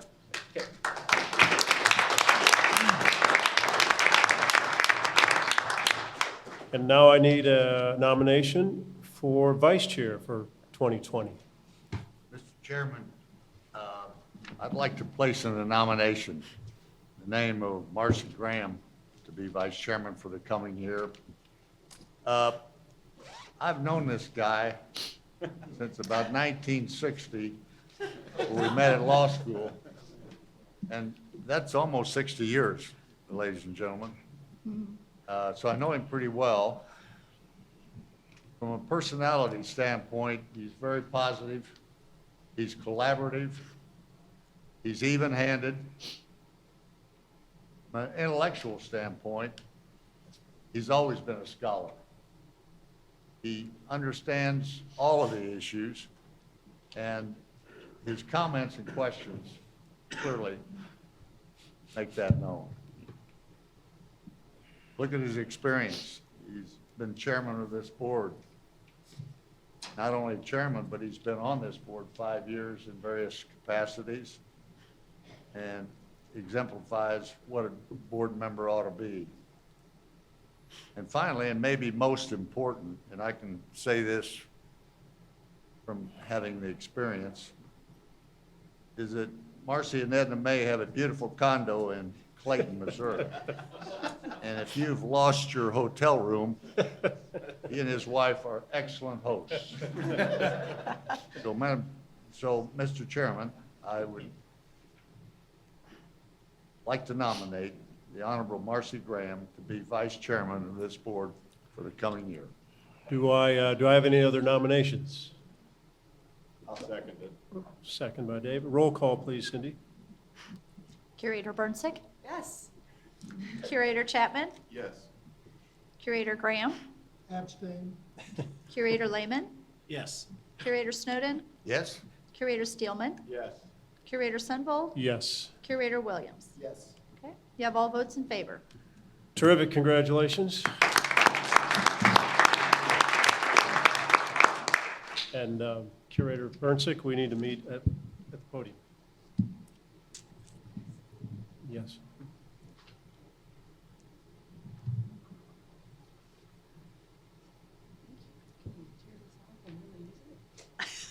Good.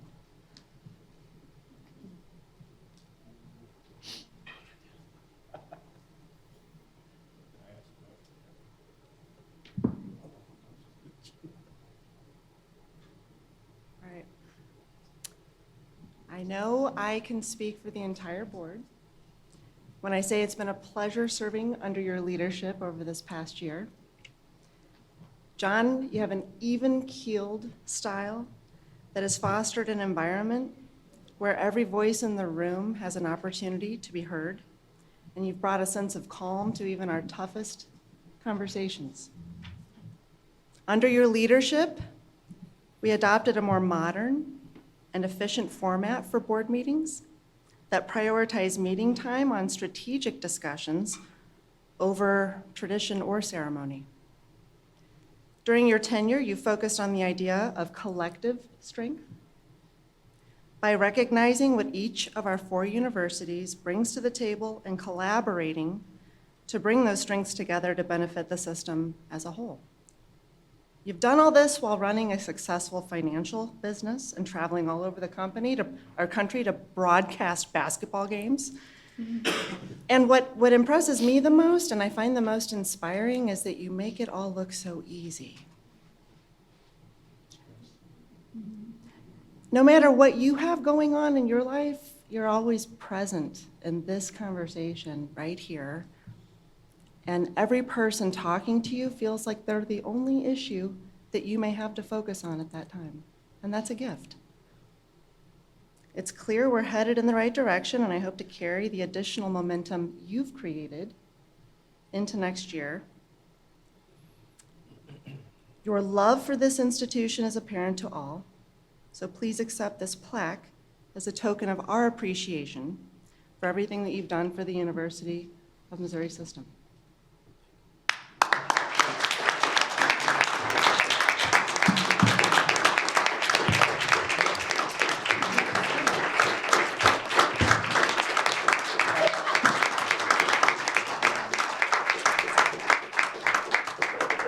Thank you, and I'm not going to be long. It's been an honor to serve as chair, and not only with this group, but to represent this group around the state. I travel a lot, so I get a lot of questions.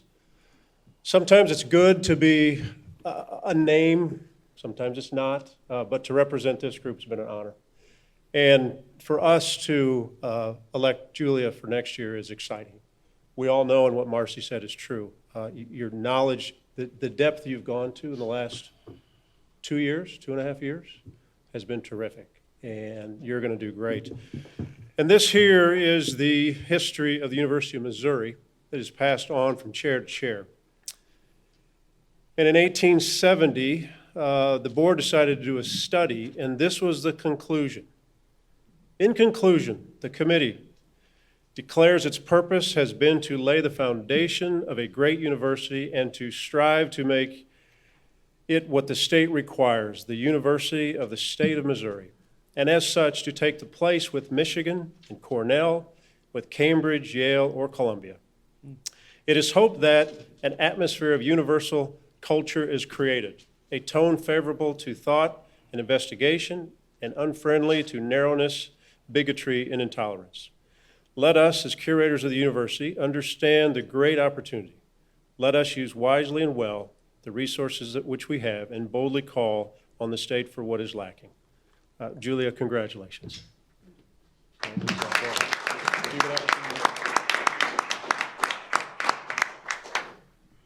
You'll all be surprised. I'll keep this very short. I'm just looking forward to working with everybody a little bit more individually than maybe I've had the opportunity to do as finance chair and working mostly with Ryan. We've got a lot of exciting things going on, and really, I mean this. My goal is just to continue the momentum that I think we've all created together as a team, working well together, and to focus on our priorities. Everything can't be a priority, and we can't just run after squirrels.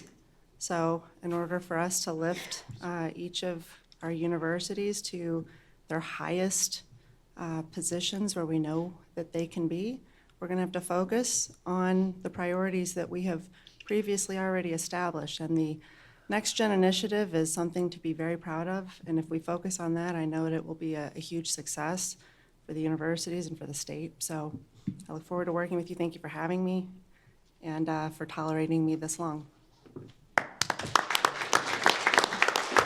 President Shaw.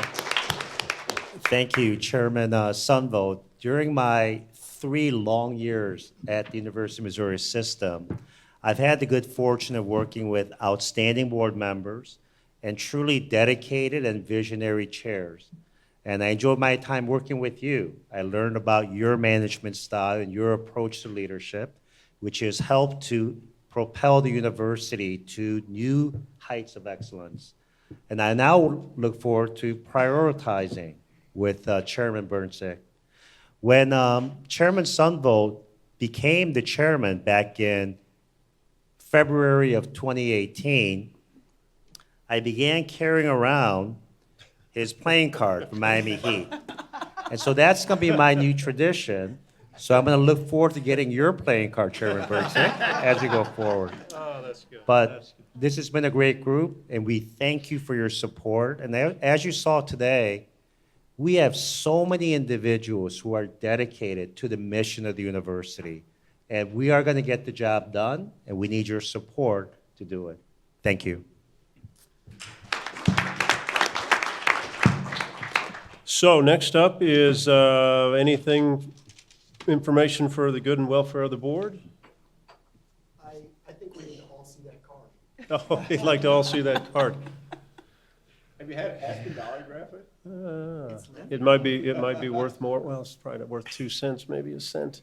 If not, I need a motion to adjourn to executive session. So moved. Second? Cindy, roll call, please. Curator Bernsick? Yes. Curator Chapman? Yes. Curator Graham? Yes. Curator Lehman? Yes. Curator Snowden? Yes. Curator Steelman? Yes. Curator Sunville? Yes. Curator Williams? Yes. All votes in favor. All done.